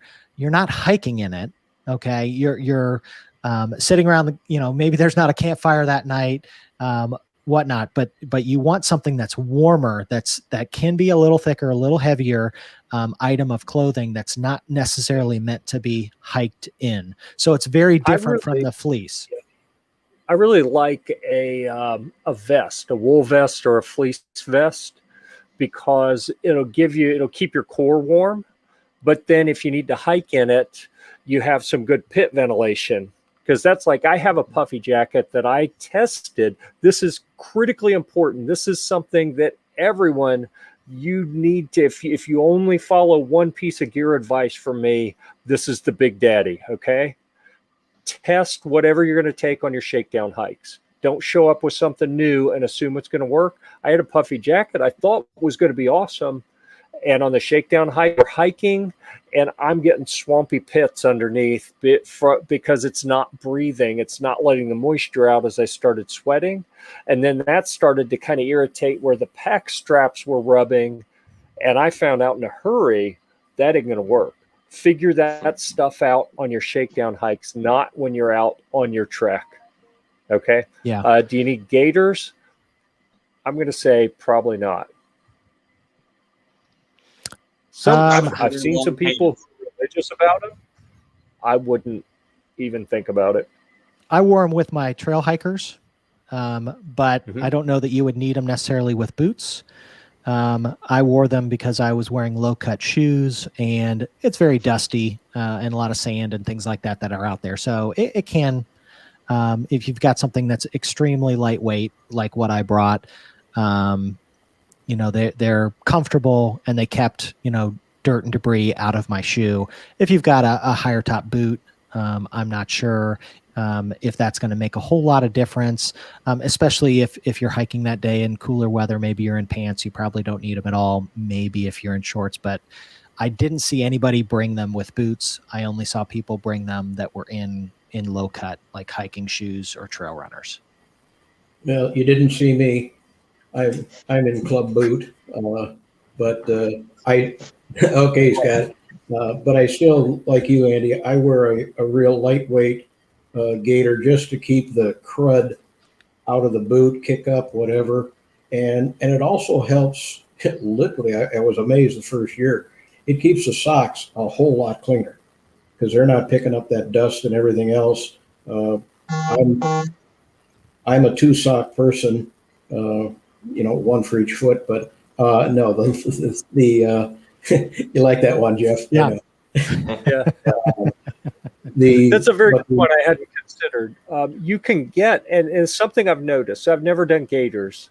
I've done them in the winter to keep snow out of boots, but Right. not in the summer. But I have noticed since I started wearing trail running shoes that companies like Ultra, I think they may even make them little super, super lightweight gaiters for trail running. And Yep. that could be, see, this is why I love these discussions. Yep. I was in team no gaiters, period. And now listening to you guys talk about it, like, wow, maybe I should think about gaiters because I don't want to keep adding stuff. But if they keep the socks cleaner and keep me from getting blisters, that could very well be worth it. And you can get super light gaiters. So again, Right. I may have to get some and try on a shakedown hike to see if I want to take them or not. I think there's one company out there. All right, we got a comment here about Okay. trekking poles. Told they were placebo. I don't know about that. Keep in mind, some of the rangers are experienced backpackers. Others are just good people that they have trained in what Philmont wants them to do as rangers. So they may or may not give you fantastic advice on everything. Figure out for yourself in your shakedowns whether you like trekking poles or not. I was absolutely against trekking poles when I went as a youth. I hike with trekking poles now. And I kind of echo this comment that for stability, they really help. Right. And for your diet, I don't notice them. You get poles anyway. I was gonna say I don't notice needing them too much climbing up, but coming down off those mountains where that weight on your pack is pounding on your knees and your ankles, those trekking poles come in really good for this old man.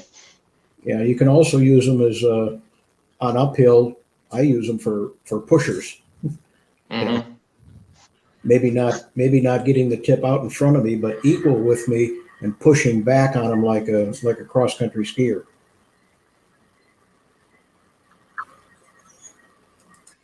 Yeah, we hadn't got the footwear. We'll talk about footwear in a second since we're getting into team trail runners, team hiking shoes, team hiking boots. We're going to split up into teams and go at it here in a minute. But before we get to that, let's talk about lashing straps. This is something important that I want to point out since we will talk about pack size a bit as well.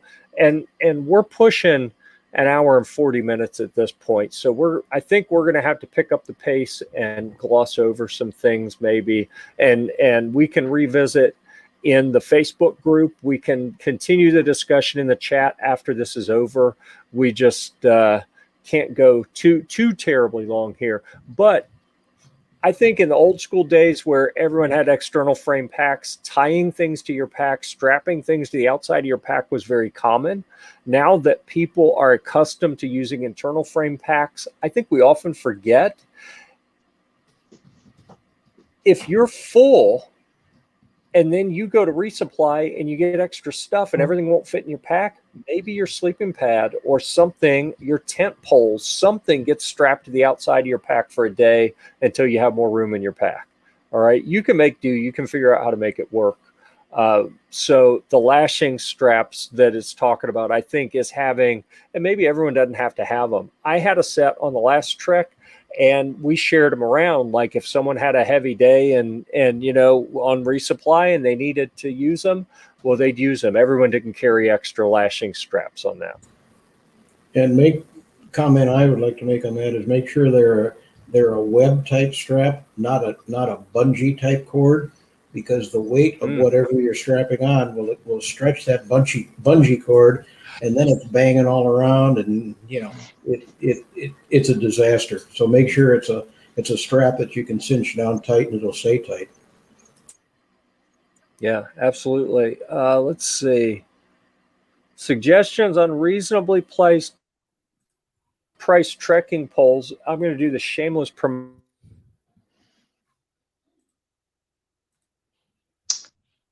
I think you froze up there, Jeff.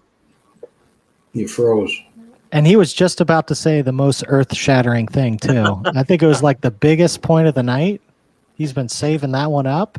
We were all well, what about Andy? Andy, what do you recommend on trekking poles? There you can get a pair off of Amazon that are pretty highly rated. Let me look up the name. I can post a link.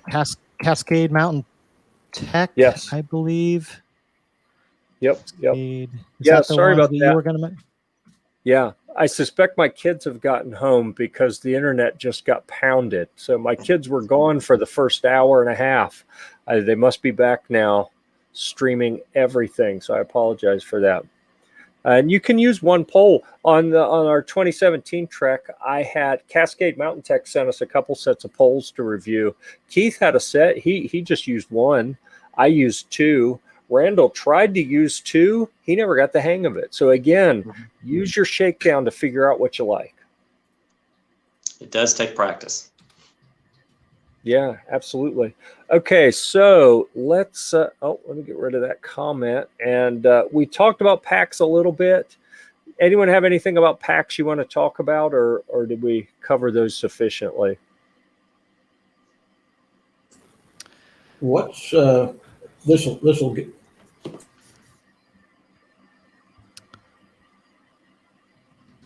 I see his mouth moving, but I didn't hear it. Yeah, there we go. Sorry about that. What's the problem with an external pack?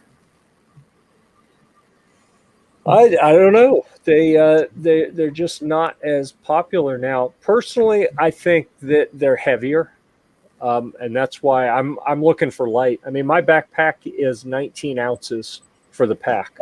I understand. Yeah, but they do give you the opportunity. There's some very good lightweight. There's good lightweight externals. Yep. You know. Yeah, I agree. And on size, this 65 to 75, Andy said earlier that that's the last thing is your backpack. So you got to figure out what space you need, and then I don't know. I'm not going to say this is true of everyone. If I have extra space, I'm going to find something to put in it. It's going to be more weight. It's going to be carrying stuff I don't need. So I like to go more minimal, and I want it kind of jam-packed. And if I absolutely have to strap something to the outside, I can. And I don't take – so what do you guys do? I don't take a day pack or a summit bag or anything. On the last trek, for example, when it came time to summit Baldy, you always go from a base camp. So we just unloaded our stuff, loaded the bear bags up, left some the non-bear bag stuff in our tents. We carried empty backpacks with us. Instead of carrying the extra weight of a day pack or something you had to buy, we just took our regular backpacks without hardly anything in them. Well, some packs, like I have a Gregory, has an internal kind of a cinch sack, more or less, not quite, for your water bladder, and that's removable, and you can just take that up as your day pack when you go Baldy, for example. But you're right. I didn't buy anything separate. What we did is took the brain or the attic off the pack, use that as your day pack, and we carried one or two full pack, regular packs that were totally empty. They had some of the first aid stuff in, some of the lunches, because we were going across to we were going from Copper to Baldy and then down to Baldy town to get provisions. So we had to have room to bring our supplies back, and they traded the big packs off amongst the kids.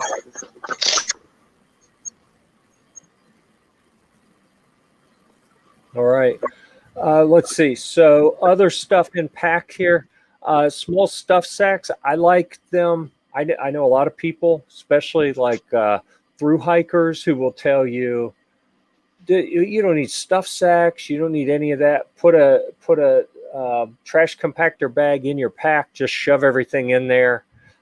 Personally, especially at Philmont, where you have to pull things out to put in a bear bag, I like having bags, the stuff sacks inside to keep things organized. So when it's time to stop, all the bear bag stuff is in a bag. It comes out together, for example.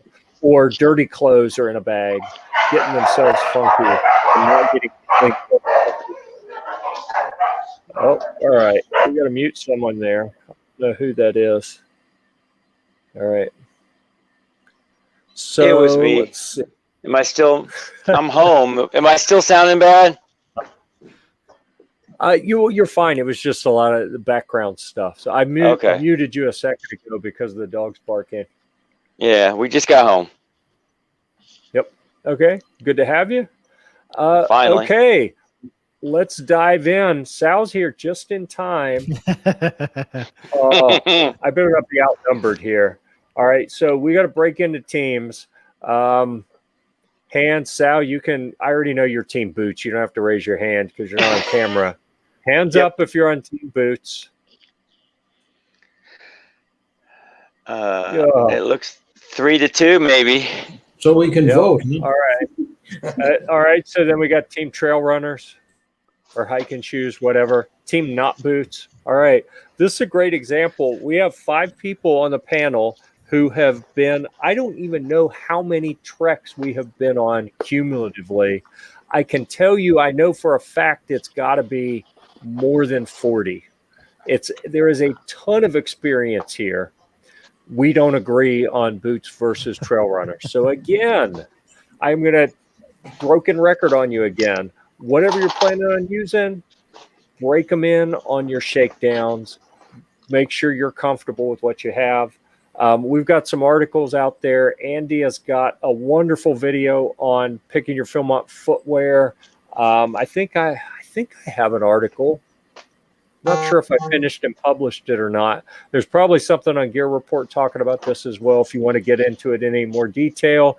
Does anyone on the panel want to say a few words on footwear, or do we want to move on? I would say move on. Make your choice. Make your choice well. As they say, choose wisely, and break them in. Absolutely, break them in. Taking the tissue paper out of the toes, at base camp, whether it's a trail runner or a boot, is not a good sign. So the interesting thing about trail runners is you typically don't have to break them in the way you do boots. The newer, lighter footwear options don't have to be broken in as much, but you don't want to find out that they give you blisters once you get out on the trail. You need to figure all that stuff out ahead of time. Speaking of blisters, I am going to go ahead and make a plug for my favorite, and they're in town with me here. They're 12 minutes from my house. Right Socks is a 2-layer sock system. So you pull one sock on, it's actually got an inner layer and an outer layer, an inner wicking layer, an outer thicker layer. Definitely, like we said before, we're avoiding cotton. We're going for multi-layers so that the friction, they can rub against each other and take that friction away from your foot. Anyone have any other? I like Right Socks. What do you guys like on the panel? Well, I am I want to say the oddball of the bunch. I cannot wear anything that has Lycra or spandex in my socks. Yeah. So I have to get my socks from, basically they have to be 100% wool, nothing else. So I like try to find all those options. I also like Smart Wool. Yeah, but see, Smart Wool works, but they have spandex in them. Mm-hmm. Yeah. So I break out from Smart Wool socks. So I have to wear 100% wool, which there's like one lady on Asst that makes them by hand. So that's the only kind of socks. That's the only kind of socks I get to wear at Philmont. So I have to custom make mine, basically. I've used them the redheads or whatever it is that comes from Bass Pro. Those are good for me, and the Smart Wool. And then I do use a very thin liner. Yeah. So I think regardless of what brand you pick, we're hearing a theme of generally a liner, an outer sock. And I'll go back to what we said earlier about washing your stuff on the trail. You don't have to take a separate pair of socks for each day on the trail, but every chance you get to wash them, that's going to help get some of those salts and funk and dirt and stuff out to reduce your chance of having foot issues. So I think that's pretty good. You guys ready to move on to sleeping gear? Yep. Yeah. Anyone want to step up and guide the discussion on this? On sleeping gear? Yeah. Backpacks, or sleeping bags or pads? Gear. So sleeping gear would be sleeping bag, sleeping pad, sleep clothes. Pad. Well, they kind of refer to it as your sleep system. Yeah. Here's my Scott, entire you got some stuff in your hands. I'm going to make you full screen here. Okay. Here's my entire sleeping system, and I don't even have this cinched up. This is my down trail quilt, 20 degree. I love the trail quilt because I'm a side sleeper. I don't like to be confined in a mummy bag, and I can move around really well in underneath the trail quilt. It's nice and warm, and mine is down, so I don't even have this compressed, but it can get down pretty small. And then I have a climate sleeping pad. You can see it just fits in my hand pretty easily. And, you were saying about luxury items earlier. I have a pillow that I use, my little ultralight pillow. This one is a Sea to Summit Arrows pillow. I did not take this one to Philmont. I took a climate pillow, which is about an ounce lighter than this one. But this is 1,000 times more comfortable than the climate. So it was the 1 ounce was worth the whole thing. I even use this as my trailer camping pillow these days because it's that comfortable. But the whole thing, I would say, weighs, I don't know, a pound at most. Okay, well, there's another thing that you brought up there. You guessed on the weight. So I'm going to recommend, Andy posted a link a while ago to Lighter Pack. I am a huge fan of weighing everything, knowing what it weighs, keeping a list so that you can total it. I'm telling you, I have had over the years, especially the last trek, talking about insulation layer, I knew I had everything dialed in, what was going to be best to take. And there were a couple things I hadn't weighed because I'm like, I can feel them. I know, my backlight just shut off.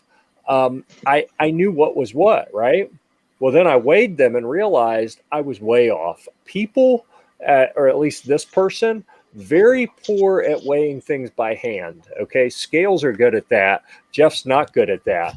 I don't know if you're the same. Y'all are probably better than me, but I would weigh everything and then then you can still make a choice and say, well, it's heavier, but it works better for me, so I'm going to take it, but at least know for certain. That's all I've got to say about that. Amen. I'm a big fan of that. I think that's a great exercise for the scouts to do and for the parents to do that are going. Make an inventory. I have a video actually that talks about that. And one of the tips that I give for newer backpackers is to, as you go through your shakedown hikes, is you've got your list put together of everything that you've weighed. And then you come home and you analyze that list. What did you not use? What didn't work for you? What can you find a better option that, hey, one item can cover these two functions?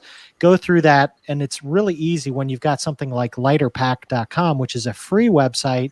You can create a profile, you can enter your gear into it, and then you can create multiple lists. So you can have, like I do, I have a shakedown hike number 1, number 2, number 3, and the gear completely changes as I go through.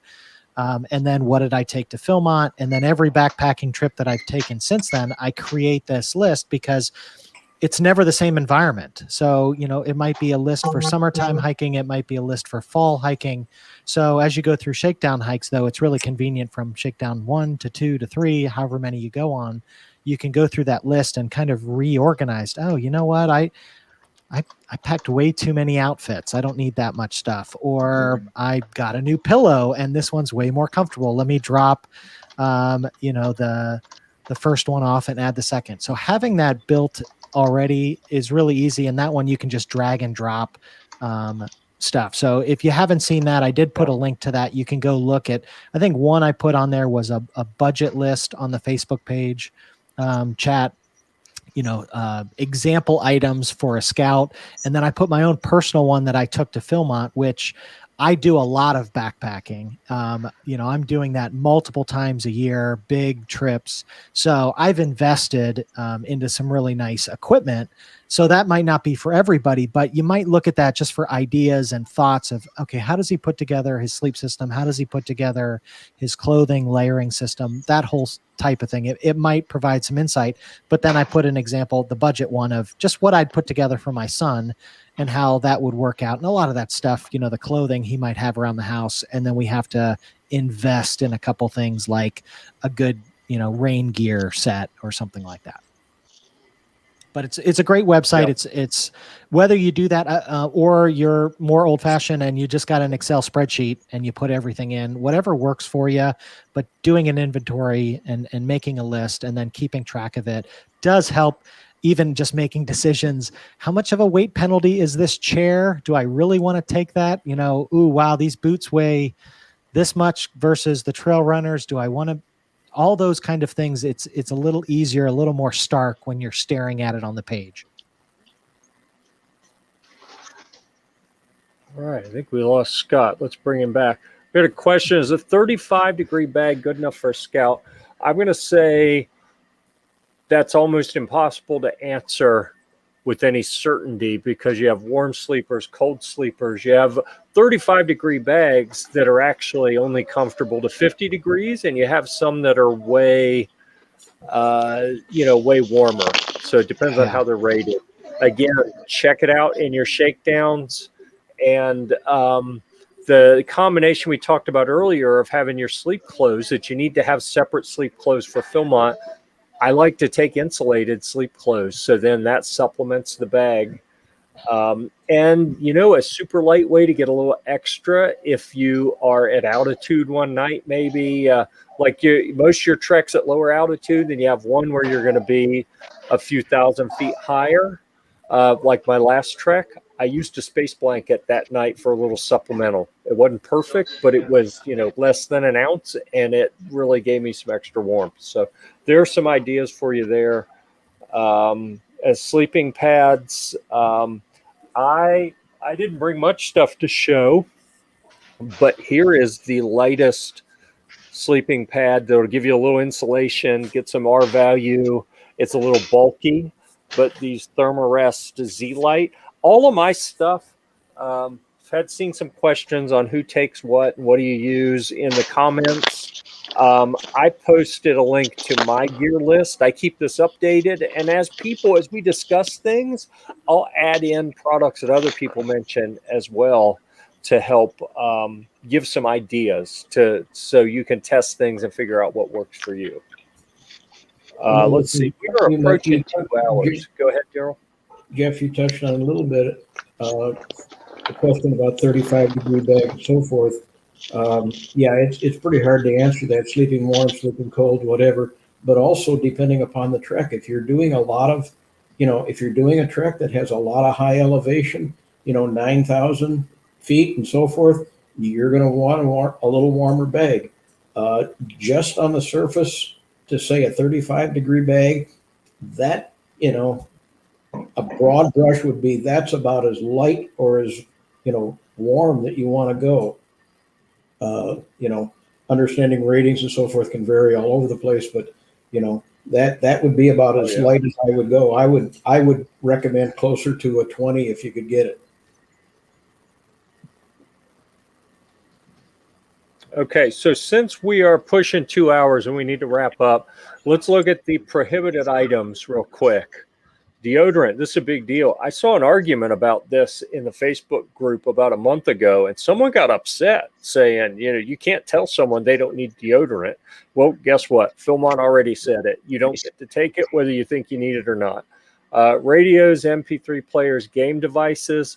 I'm going to add one personally that it's not prohibited. A lot of people talk about, well, I'm going to take my phone so that I can use my camera. Turn your ringer off, put it in airplane mode. Nothing ruins the vibe in the backcountry quite like you stumble into an area that has service and your phone starts ringing and people start checking their phone and doing stuff, talking on the phone. Had that on the last trek, someone talking on the phone, and it was a good reason. It was someone's birthday and he just happened to notice he had signal. But man, that changed the whole vibe for an hour or two after having someone talking on the phone. So avoid that. Hammocks, I'm a hammock camper. Like, I can't stand sleeping in a tent, but you have to at Philmont. Turkey bags, this kind of talk, that's alluding to the cooking system stuff. Go read my alternative cooking method article if you like, but understand you're not allowed to take turkey bags on the trail. Bear bag pulley systems, not sure I know what the reason there is, but you're not allowed to take it. So those are the things you can't take. We didn't cover a variety of other miscellaneous items. I will tell you, for cooking, I like the fozzles, it's called. It's like a plastic origami set that weighs next to nothing. You only need like one plate or one bowl. I don't take a mug or a cup with me on the trail. I take a long spork so I can dig stuff out of bags. The other thing, Jeff, the one thing I would mention on your eating bowl or whatever you put the cooked meal in, if it's the origami type thing, the thin one, be extremely careful about the heat transfer. We had one kid one time set that thing on his bare legs. He was in shorts, and he got a little bit of a burn.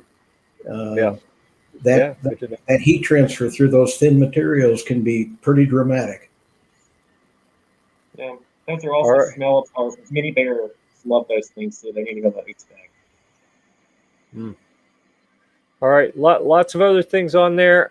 We're hitting 2 hours. I think we probably need to go ahead and wrap this up.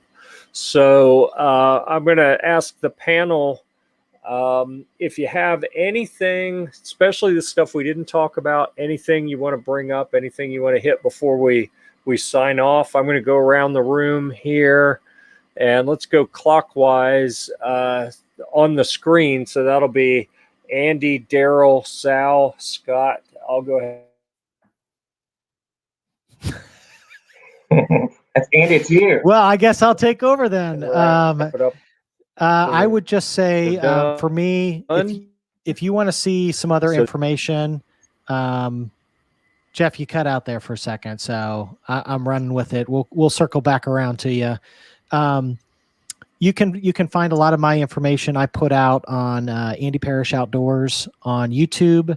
There's an entire section, a playlist that's designed for Philmont specifically, but then a lot of the other stuff that I have out there is backpacking related in most cases. So there's a lot of information, and there's a lot of things that I put together that apply to Philmont, even though they might not even be in that Philmont section. So, and in my videos, I typically will put in description boxes, ideas, links to other things to look at, my own gear lists that I've tested out and tried, recommendations, a whole range of different things. So if you're interested, go look, post comments there too. I do reply to those. So even if you watch something here and you want to get more specifics on something in particular, you can hit me up there, and I'm happy, or in the Philmont page on Facebook too, posting questions on there too. I'm happy to help as any way I can.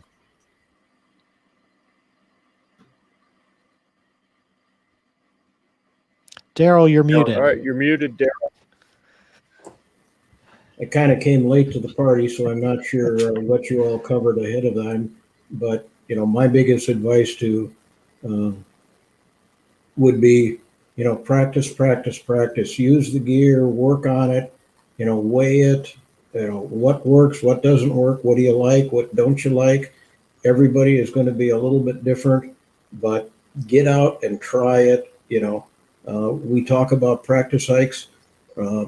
Practice overnights are just as important, and typically they get short-circuited, and that's where a lot of the stuff comes in.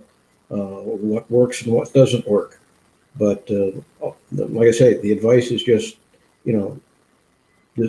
choose wisely and practice and use it. Get it broken in. All right, Scott. One thing we haven't talked about, or Andy touched on it, is our dry fit shirts. Your scouts are going to want a Philmont souvenir. So I would recommend, if you haven't already gotten your plans, get a crew shirt. Make sure everybody has the right kind of shirt. At least they'll have one thing going for them, and it helps build crew unity as well. So get your crew shirts. All right, so Sal is actually, we see Sal finally. Yes, you're actually on. I finally cranked it up. I pulled out the laptop real quick. But so for some reason, the cell phone was not working as usual. So again, like Daryl said, practice, practice, practice. Take advice to heart. Again, with everybody doing different thing, and we all come from different areas. Like I'm a flatlander in Florida, and the heat and stuff is okay for us, but I get cold easy. So if you see my stuff I wear at Philmont for the cold, you look at I'm in the Arctic because I don't like the cold, but I'll take the weight because I don't do cold. I'm sorry. I mean, my puffy jacket looks like I'm going to the North Pole, but it keeps me warm. So use it, practice it a lot too. Do at least, I recommend for my crews, it's one practice hike per month. If you can throw in 2, that's even better, but at least try to get 1. Yeah, absolutely. And I love what you said about getting out and testing things. I think that's one of the themes that I really want to reinforce here is don't learn that something doesn't work for you 3 days into your trek. All right. You need to have all that stuff sorted out before you get out there. That's crew gear. That's personal gear. I posted in the discussion, I think it showed up on the YouTube side, not the Facebook side. I got to figure out how to post in both of them at the same time, but the link to Andy Parrish Outdoors, you can go check that out. You can find him on YouTube. Andy's got a few articles published on Gear Report. You can check out Gear Report. I'll remind everyone that the screen that we had up, maybe I can bring it up again, application window, here it is. We have spent a lot of time scrolling through this document. This is a complete freebie, the guidebook to adventure that is published by Philmont themselves. You can download that as a PDF file. They also have a council contingent guide that has got some additional information. If you're a crew advisor and you're looking for more information on the medical kit or crew stuff, there's going to be more stuff in there. So while we each have our own opinions and things that we like and things that we are vehement about, myself maybe more than some of the others, I will encourage you to go check out all the different sources of information and figure out what works best for you through your shakedown hikes and do what makes you happy. And ask questions in the Facebook group, in the comments of these videos, and within your crew meetings. Because remember, it doesn't matter what we tell you. Your crew are going to be the ones on the trail with you. So work things out within your crew as well. Under the guidance of your crew leader, please, because that's how it works. Let's see. Have a great trek. Wish you were great. Hey, we wish you were going as well. And we would like to say thank you to everyone who's hung with us. We still got almost 50 people here, 2 hours and 8 minutes in. So we really appreciate you tuning in and being a part of the discussion through the comments. I would like to yet again say thank you so much to our panelists. Each one of the guys here has made big contributions to their own crews, to their council contingents, and they're not content to stop there.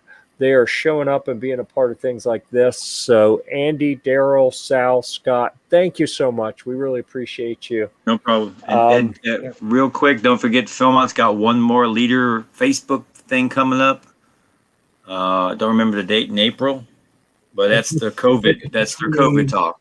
I think it's 26, whatever it is, but look for it on there. And yeah, it's on COVID, and they got they got a lot of things to explain, and I mean that in a very good way. I mean they've done a heck of a job trying to figure out how to operate this, how to operate safely, and there's just some things they can't get around, and it's going to have to be that way, folks. Just look for it and do your research on the COVID stuff. If you're looking at, like I do, New Mexico does. We want to be in turquoise. Colfax County wants to be in a turquoise status. Right now they're in a green status, so we got to pray and hope we get to. If they get into a turquoise status, it's almost back to normal. So awesome. Let's hope they get to turquoise by June. All right. Well, with that, we're going to say thanks again to everyone. And I'm going to go ahead and hit the end broadcast button. For the people on the panel, that doesn't mean it goes away. We can still chat for a minute afterwards. We'll just beat you up about Team Boots. So you're dead. Bye, guys.